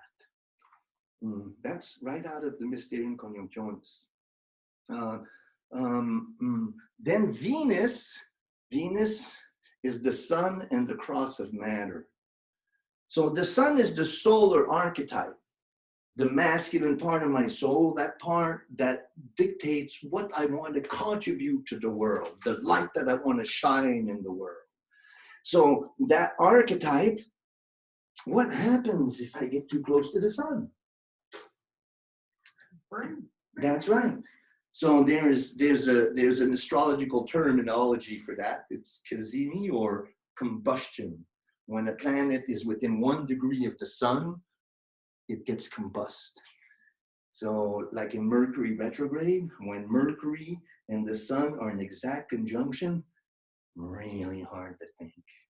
And it's like usually, and you can usually, check in with your friends and everybody's having a combustion. It's like, how are you feeling today? Oh, my Mercury's combust. So that's the cycle of Mercury and the Moon. And then Venus is the Sun and the cross of matter. So Venus is the feeling function of the Sun. You can't have a relationship directly with the Sun. You're going to get burnt out. So you use Venus to go through the Sun. And Venus is the creative principle, the muse, the inspiration of the Sun. It's his beautiful daughter. And so then that relationship, Venus tells us. So then the Sun is the symbolism of my masculine side, what it is that I want to shine into the world. And the Moon is where I come from, my feminine side, my mother connection, my earth connection.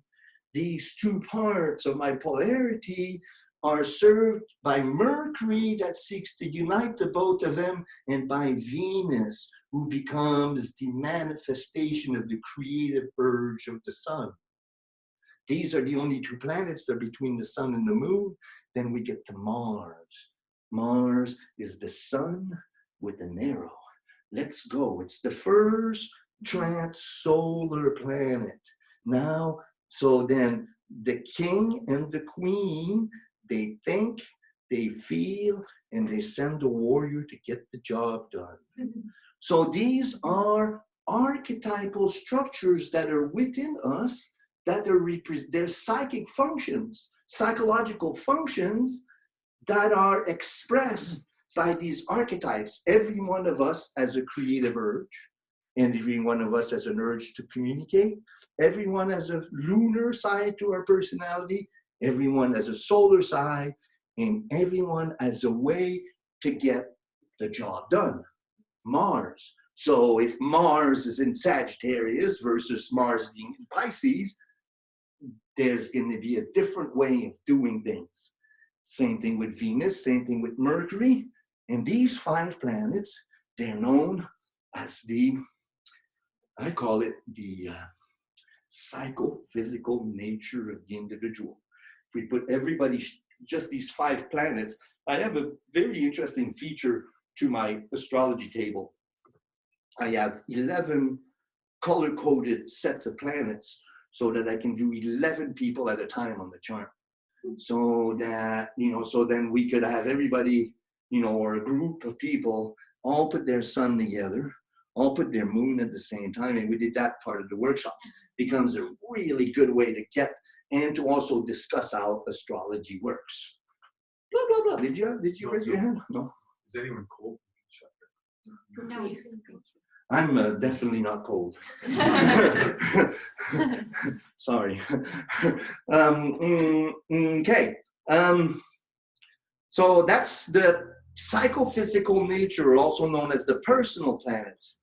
Jupiter and Saturn have social connotations. Jupiter and Saturn are nearing, by the end of the year, they're going to be in conjunction. And they're playing around Pluto there, which is really responsible for a lot of the tension that we've been experiencing. And so Jupiter is my hope, my faith, what I believe in. What do I want to be when I grow up? It's my need to express who I am in terms of my contribution to society. And what do I believe and how big do I want to be? Jupiter wants to be big. Saturn, on the other hand, says, well, so I use an example, there's a beautiful mountain there. You can't see it, but there's a beautiful mountain. So then Jupiter would say, hey, let's go climb that mountain. And it's going to be so much fun. Yeah, we can do this. Saturn says, well, you're so out of shape. You don't even have any good shoes. You're going to have to pack a lunch. And you better go into training. So Saturn is the discipline that I need to get to achieve my goals. Saturn is restrictive. It creates boundaries. It causes disciplines, sense of isolation. Jupiter is like, yeah. So you have an individual that has a strong Jupiter, but a very weak Saturn. They'll be like really enthusiastic, but when it comes down to doing the work, they won't show up. We all have seen Jupiterian folks that way. And then Saturnian folks, they're really like, they'll sit, in the dark corner of the room and they won't say anything, but they'll be like, there's a sense of discipline, there's a sense of practice, mastery. And so in a sense, Saturn is really important. In alchemy, it's called the sol niger, the black sun. It is the lapis. It is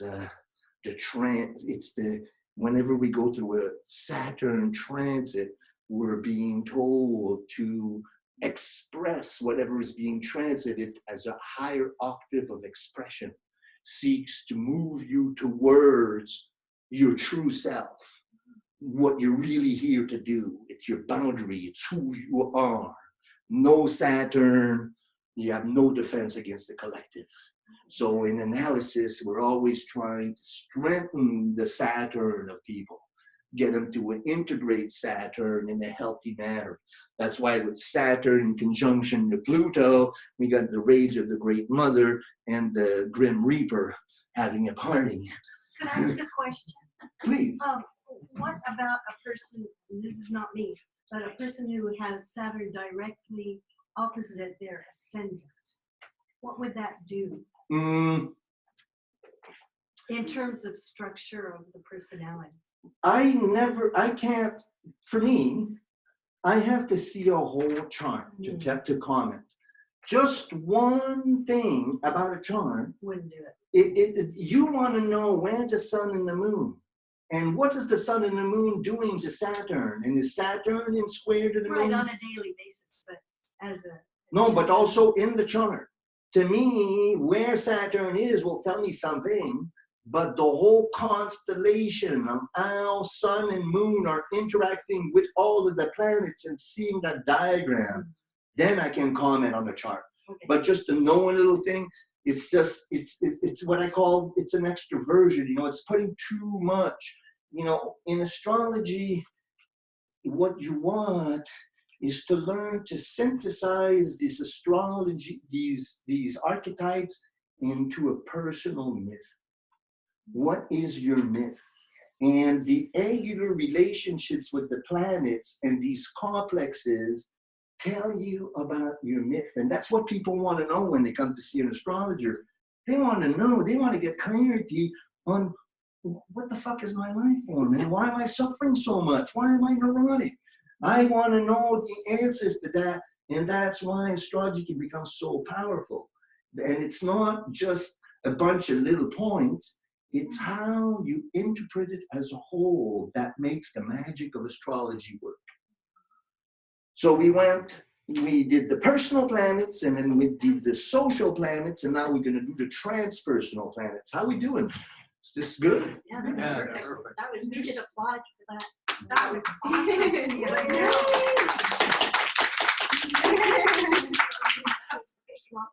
Well, so you see what it means to really look at these planets. Was that valuable for you in understanding? They're actually inner components of my personality. All of us has a Venus. All of us has a Mercury. That's how you gather the information. And yes, Mercury is out there, but somehow how it's located in my chart says about how I'm going to communicate, how I'm going to be creative, how I'm going to relate with the feminine, how I'm going to relate to the masculine, how I'm going to express my will, how I'm going to become who I am, and how I'm going to have the discipline to get there. And that's the personal planets. These are the visible planets. And then we come into the transpersonal planets. Transpersonal planets are planets, one, that were discovered as humanity, the psyche of humanity, the evolution of man, became inspired by technology. So in 1760 or so, right before the French and the American Revolution, this guy Herschel discovered a telescope, and he pointed Uranus. And Uranus is the great revolutionary. And then right with discovering Uranus, we had two of the biggest revolutions in our modern world, the American and the French Revolution, right after the discovering of Uranus. And Uranus is the archetype of the light bringer. And we don't have a whole lot of time to get into, but basically Uranus is the urge to evolve and to become better. It also leads technology, and it's this the higher mind. These outer planets move really slow. The sun, of course, takes a year to go around the zodiac. The moon takes 28 days. Mercury and Venus, about a year. Mars, 2 years. Jupiter, 12 years around the zodiac. Saturn, 28. And then Uranus, 85. And then we have Chiron. I use Chiron in my astrology. Chiron was discovered in the late 80s. And to me, it's shamanic work and the wounded healer and everything associated with that. So it's a powerful transpersonal planet. The difference between a personal planet and a transpersonal planet, a personal planet defines me. A transpersonal planet, everybody born in my generation has that planet in the same place.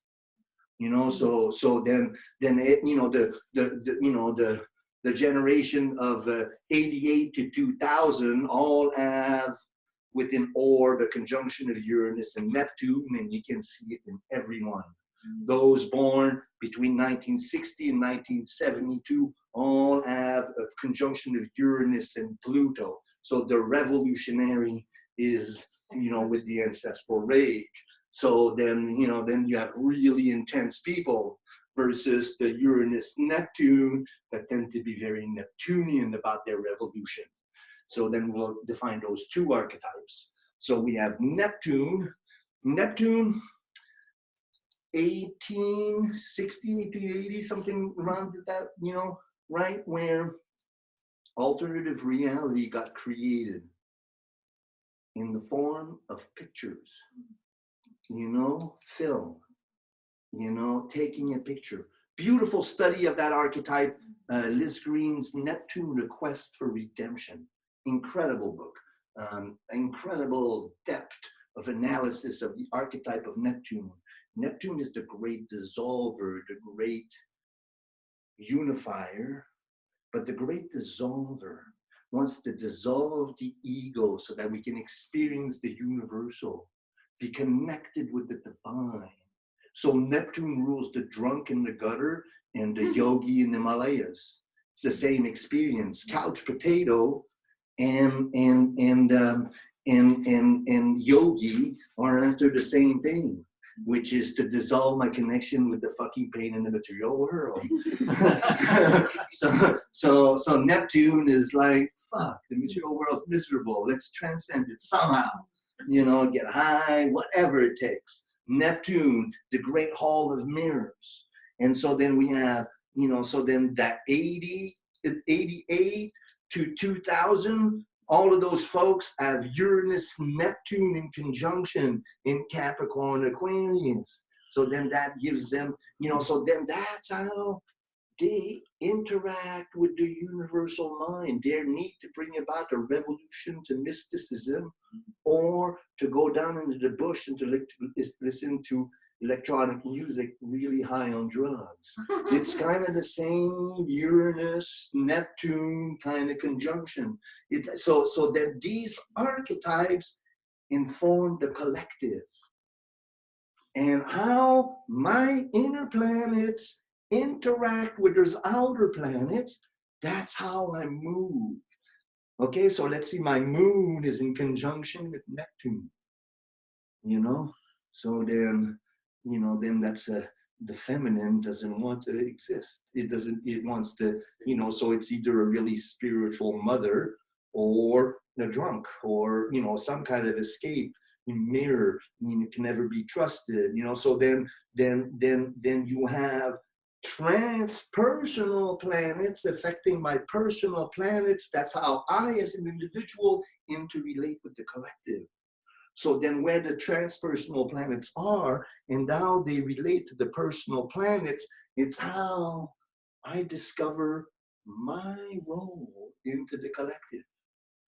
How do I contribute to the urge to become, you know, spiritual, or to the urge, Uranus, to bring about revolution, or Chiron, my call to healing, or Pluto, the last archetype. Pluto is so far. Now, if we all got on a ship that traveled at the speed of light, it would take us, you know, 100 years to get there. You know, it's like really far, but it's this massive lead. And beautiful treatment of the archetype in Liz Green's book, The Astrology of Fate. I read that book 7 times. Every time it changed my life. It is an incredible treatise full of mythological stories and dream analysis and chart analysis. It's a brilliant, brilliant book by Liz Green. Liz Green was a Jungian analyst before she was an astrologer, and became an astrologer in the 70s and came up with some foundational books to this type of astrology. Blah, blah, blah, blah, blah. Okay, all right. Pluto. the astrology of fate. Pluto is a complex archetype, and synchronicity, you know. Pluto was discovered in the 1930s, right at the same time as atomic energy was discovered. And then just a few years after Pluto, we made this experiment of exploding, you know, a couple of little bombs over Japan. And our world has never been the same ever since. And that's Pluto. Pluto is this manifestation of the rage of the Great Mother, you know, and we are really experiencing that in our current time, where we have Jupiter, Saturn, and Pluto in Capricorn. And this whole building up process has been really intense, and I'm sure we have different ways of expressing it. So in my workshops, you know, this was a really quick summary of what I teach, but this is how I use the table. And there's two things. We can ask questions, and then we can also make some commentaries from astrologers who have seen. I know Ren's last presentation was about the Jupiter, Saturn, Pluto triple conjunction. You know, a word to the wise. This next few lunar cycles are going to be really intense, and especially the one in March. In March, you're going to have Jupiter, Saturn, and Pluto within 5 degrees of each other in square to the lunation, and forming a T-square and an opposite and a square. And then also the equinox, the summer solstice falls on a lunar eclipse in opposition to those dudes. Anyway, we have some really powerful lunations and some really powerful moments that kind of explain the tension. But I'm curious about how you guys are feeling the tension, and what kind of discussion that comes up. Very good. Thank you. Wow, you guys are too fun. Wow. Can I ask a 10? Please. I know they're not planets, but do you talk about what? North node and Nodes. south node. Okay, so yes, I talk about the north node and the south node, but I don't particularly prescribe to what's going on in terms of, you know, so what is the north node and the south node? So the Caput Draconis and the Caeda Draconis in ancient astrology is the head of the dragon and the tail of the dragon. What are those points? So we have the sun, the moon turns around the earth, right? And then the earth turns around the sun. And those two ecliptic is the circle, the imaginary circle that the moon does around the earth. And then you got that same thing where the earth goes around the sun. And where the ecliptic of the moon around the earth conjoins or touches the ecliptic of the sun, those are the eclipse point. That's the north node and the south node. So what basically that says is that whenever there's going to be a lunation, whether a new moon or a full moon, within 18 degrees of the nodal axis, you're going to have an eclipse. That's the eclipse season. So then eclipse season becomes really powerful points in the flow of the year. Let me give you an example, and maybe you can look at that in your own biography.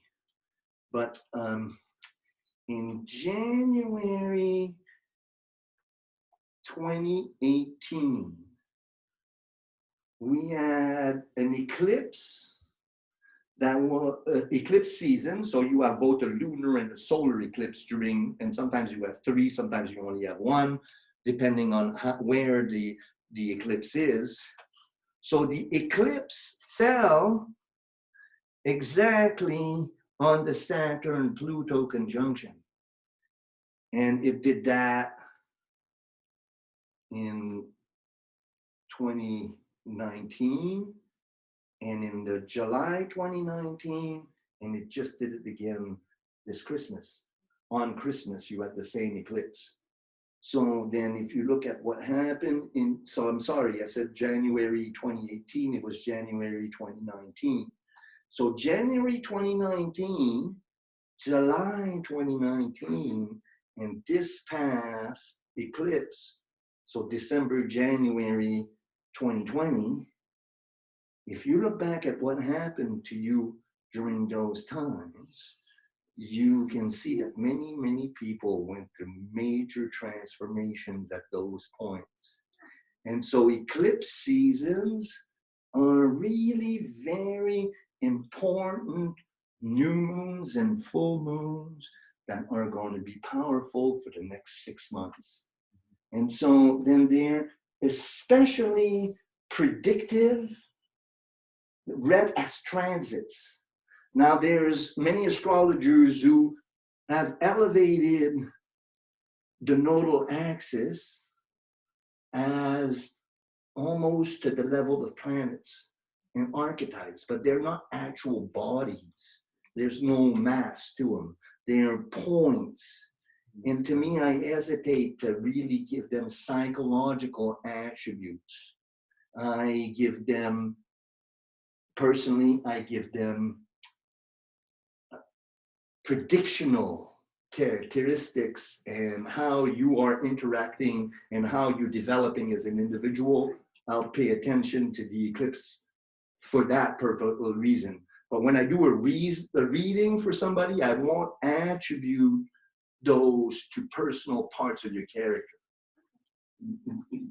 That's my way of dealing with that. But just further on her point of the North Node and the South Node, some astrologers say, well, that's where I came from, and this is what I came into the world to do with the South Node or the North Node. Yes, I'm familiar, and I'm familiar with Jan Spiller, and you know, this is things that you learn, you know, like it seems like in Powell River, everybody read that fucking book. And so it's like everybody was telling me all this stuff, and it really made me good at realizing the thing is that, you know, and that's the thing is astrology has become so vast because of the internet, you know, and again, but bear with me, okay? When you say what I'm here to become, the head, and what I come from, the tail, that's the sun and the moon. The sun is what I'm here to do in the world, and the moon is where I come from. So you're actually usurping what the sun and the moon stand for. Okay. So that's what I'm saying. I'm saying that what I'm here to do, that's my sun. And yes, the nodal axis is important in the manifestation of the sun and the moon's relationship, but really your sun is much more important to you than the, you know, the north node and the south node. The moon is where you come from. The sun is what you're trying to become. To me, that's, you know, that's much more grounded. Oh, yeah. Notwithstanding the house placement of the nodes? I don't really deal with house placements. I noticed that, yeah. I know, I don't, you know, because see, I think that as astrologers, we're invested in making astrology so complicated. It's that specialization that we, you know, that makes me feel so superior, you know, where, you know, I almost become invested in making astrology so complex that it'll take me 100 years to learn it, you know. I seek to simplify and to give it a really strongly Jungian analytical perspective so that it can bring out the healing. And to me, that's what that's about. You know, who cares if we fight about the nodes? You know, like Jung says something really powerful, you know, as you know, and that can be assigned to an astrological reading, you know. If you know, you can, you know, say beautiful, wonderful things, but if the person doesn't change, if the person actually doesn't transform, you haven't done shit. You just listen to yourself talk. That's all you did. You know, if the person looks and leaves and they have, you know, I don't know what he just said. You know, so then to actually simplify astrology to make it accessible is what I seek to do. Because the healer and the dreamer, and see, we've come to a time in our evolution that these ideas of Jung and these ideas of individuation and self-realization, you know, we've come quite a long way in our collective path. And we're left with a very interesting challenge. Jung talked about it in his book,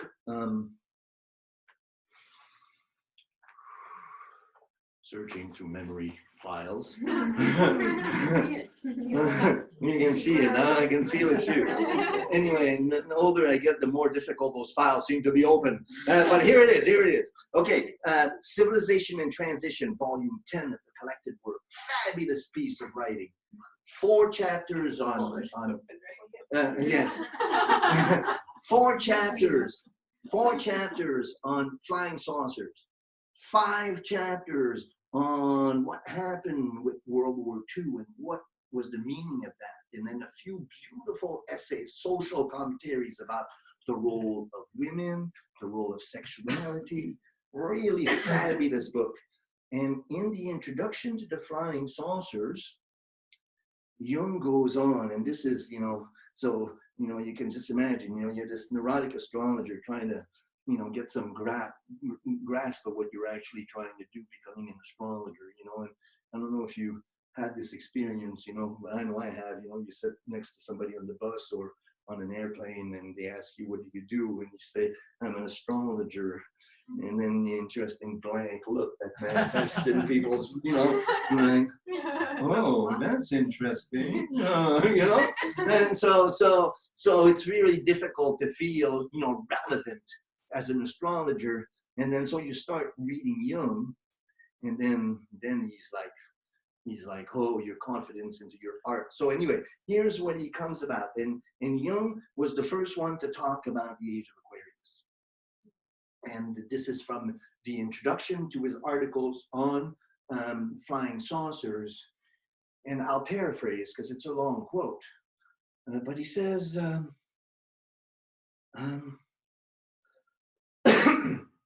that I'm concerned, frankly, I'm concerned about the state of our collective.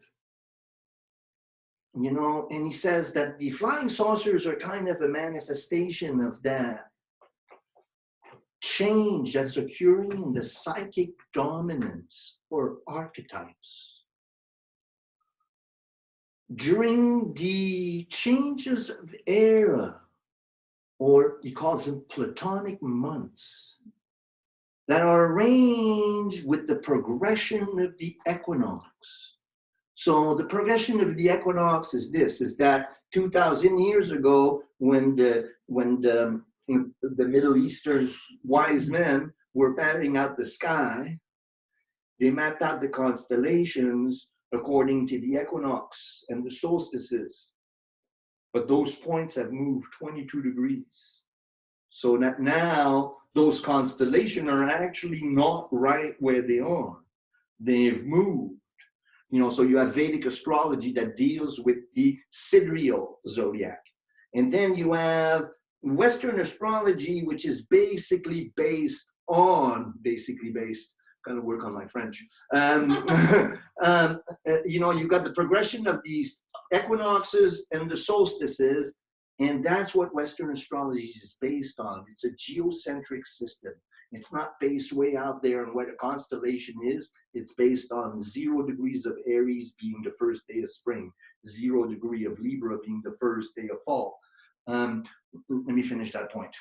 You know, there's only so many digressions you can go into before you get completely lost. So let me finish my point. So okay, we're back on the trail. So he says, I'm writing this because I'm deeply concerned about what happens. He says that at the times of these points, this equinox, so he says that now, as slowly the equinox point is going to be moving, the spring equinox is going to be moving into Aquarius. introducing the age of Aquarius. Then he looks back at the shift of the age of Pisces, and then from the shift of the age of Taurus, and then Aries, Taurus, and he says great change in humanity appeared at those times. And he says, I know talking about this shit is putting my scientific reputation at hand. You know, people are going to think that I'm like a fucking lunatic talking about this stuff. But I do so because I'm really concerned about what's going on with people and how they are not aware of this great shift that is occurring. There's a shift in the archetypes of changing within us. And the sacred masculine and the sacred feminine are being reborn, and we're giving, you know, rebirth to a new spirituality very similar to the age of Pisces and the beginning of the Christian era. Now we're at this state of dissociation where we know the Judeo-Christian message, you know, is not really holding the kind of gravity that it used to have, and we are kind of, you know, completely lost in developing a new spirituality. And that's what we're giving birth to. We're giving birth to a new age. And he says that those times are deeply, deeply painful psychologically. Basically, I don't know if you guys noticed, but we're living in a state of collective psychosis. And what does that mean? Collective psychosis means this, that we know the way we're living is not sustainable and we're heading to doom.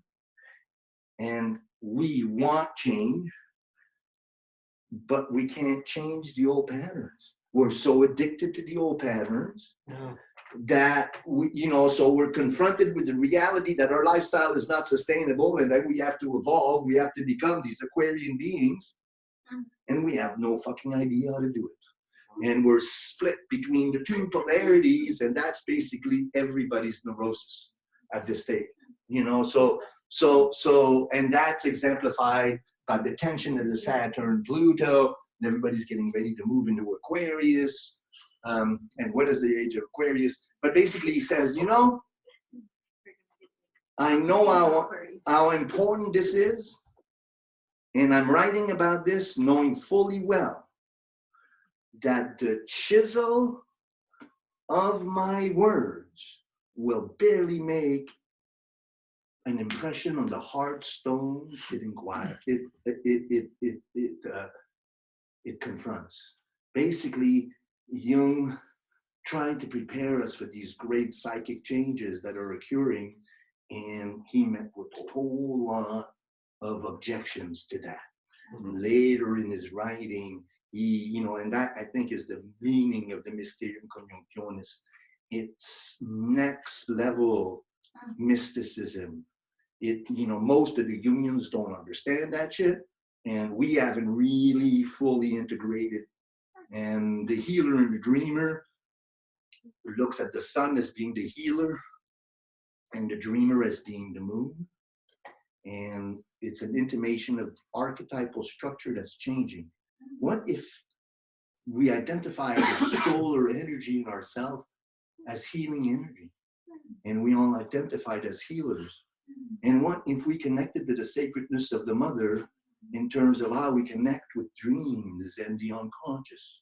And what if these archetypes shifted within all of us and we became that change that we want to see in the world?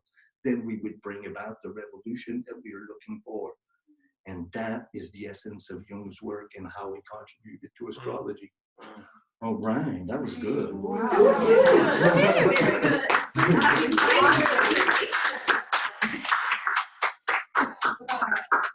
So is that the basic directive, would you say?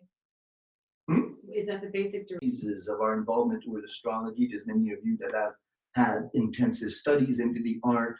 There's some of you that are attracted to the art and just entering into it. Astrology is so far out, and in the chart, you can read your whole ancestral line, you know, and so one, you know, and as you do readings, You know, I keep, I'm not very organized. I'm not very linear as an individual. I tend to be much more inspirational. And so I don't, tend to stick to an agenda. And as you've seen, I don't even write an agenda because I know I'm not going to follow it. But my point is that as we, where was my point? Where was I with that? Sorry, I've lost my train of thought, actually. Becoming your sun or becoming your moon. What we're being asked, and I've seen about, 2,000, 2,500 charts in 11 years, and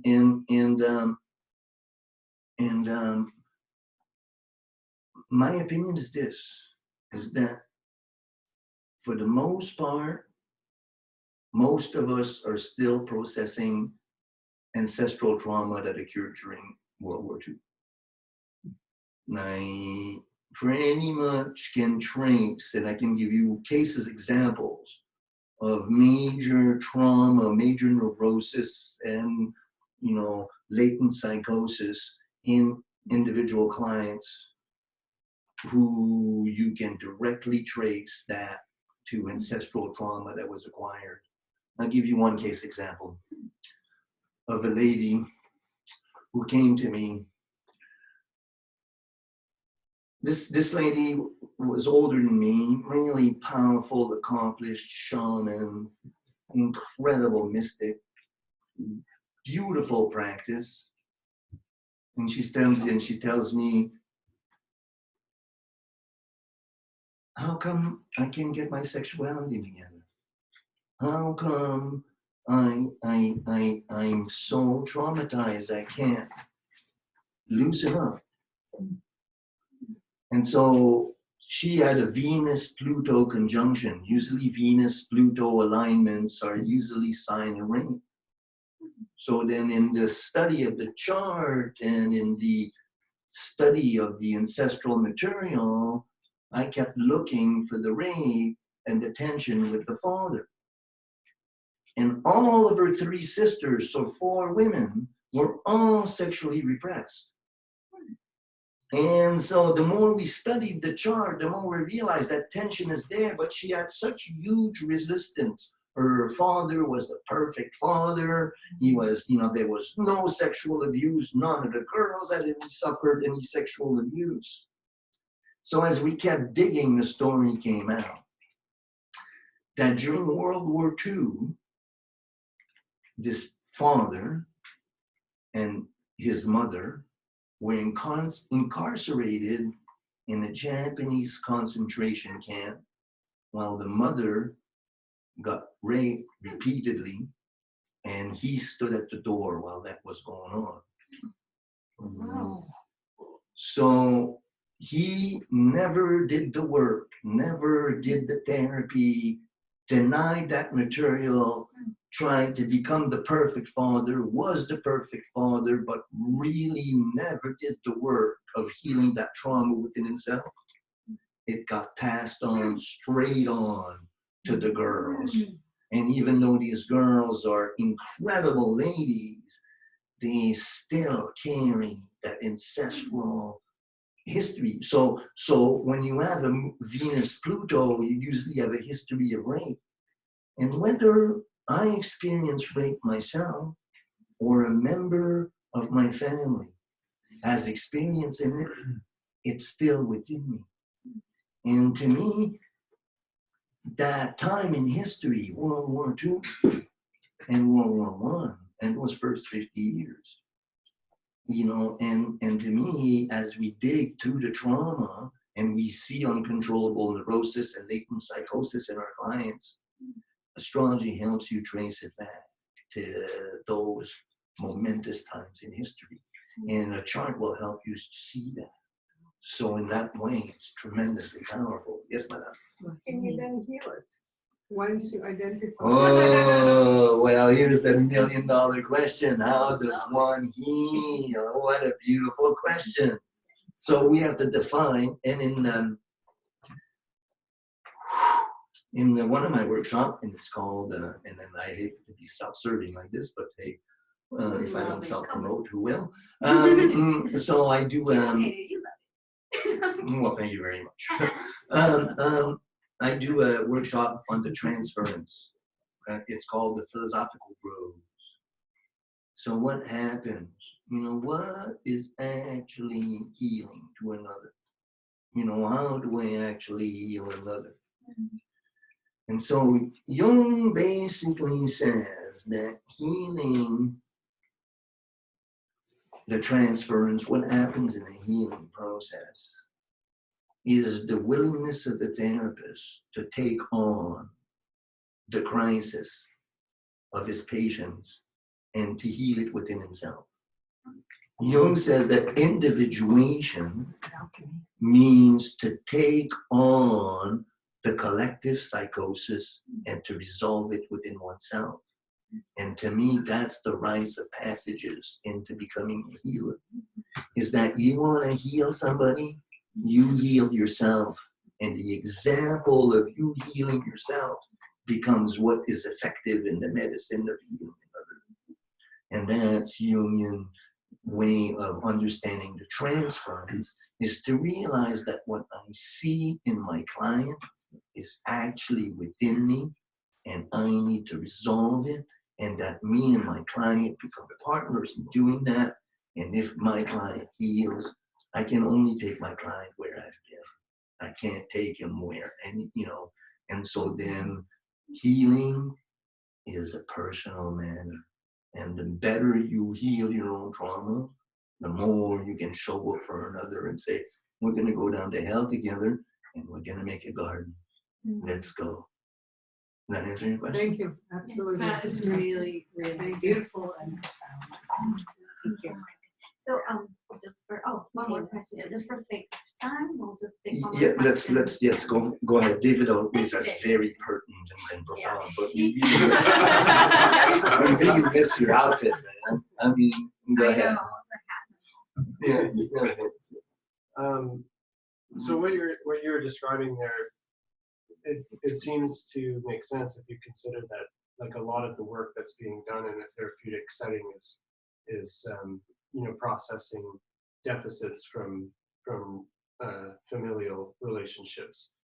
So, but that puts the therapist in kind of a critical position, because like you can't be that person that they need. You can only be a representation. But if you are yourself fully, then your example of you being yourself fully becomes the medicine. In other words, I become so inspired. Jung says that there's no trick to healing but to heal yourself. And the more you heal yourself, the more your healing work's going to have effect on another, because you become the change that you want to see. That's why when you're a therapist, and many of us go into astrology and we hit a wall, because we need to be applying this stuff to ourselves. We need to be really, and it requires, and there's psychic infection. If I haven't done the work and somebody comes to me and they have a catharsis, or there's a great danger that the person that comes to you, if they're at all have a latent psychosis, you can trigger that. And all of a sudden you got a psychotic patient in your hand. And if you're not really well resourced as an individual, you're not going to hold out very long as an astrologer. You're going to have them break down yourself. And so then that's what happens with the art, is that it is ultimately, we are the greatest healing project we'll ever undertake. And if we do that, and if we dedicate it to that, then we become effective in helping others. And it's only the example, and Jung calls it the power of personality, is if I have a developed personality and a face might shine on into radiant, then I become one of the heroes. That you become a chosen one. You bear the cross. You become, but then he says, but don't identify with it and think you become an avatar, because then you become inflated. You know, so then, you know, then there's always, you know, and so then and this is one of the greatest subtle gifts that Jung gives us. And he talks about it. This is a great, for those of you who are therapists and who are at all familiar with Jung's language, you must do yourself the great favor of reading Jung's essay on the transference. And it's the subject of my 5th workshop in the workshop series called, again, The Philosophical Rose. So Jung, in explaining the transference, takes an alchemical text from the 15th century called the Rosarium Philosophorum, the Philosophical Rose. That essay was meant as an introduction to the Mysterium Coniunctionis. And in there, he reveals the key to guarding against inflation. And what he says, 1, our job is to do the work in ourselves, and that when we practice the art, we are in service to nature. We don't do it ourselves. There's nothing that we do really, but to be an example. And that moral and intellectual courage that you need in showing up with the work is what makes your work effective. And so in that way, Jung's contribution to astrology and to mysticism is not a small one. And my sense is I have 2 goals, well, 3. 2 goals in my work. 1 is to get you to read Jung personally. 2, it is to get you to rip with your dreams. And 3 is to get you to take astrology seriously. And that's the goals I try to. Did I answer your question and all that? Yeah. Okay. Yes, madame. No, that's just for time's sake. If there's anything you would like to add, because I know people need to leave. There's things to be done. So this was so much fun. I hope you guys.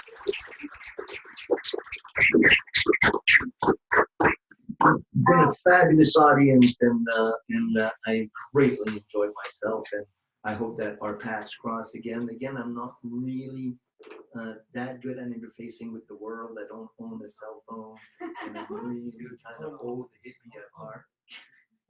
And so I tend to not be so organized, but you know, if you, oh yeah, I do readings too, and dream analysis. And I have a workshop series going on, and it would be great to see you at those. So in that note,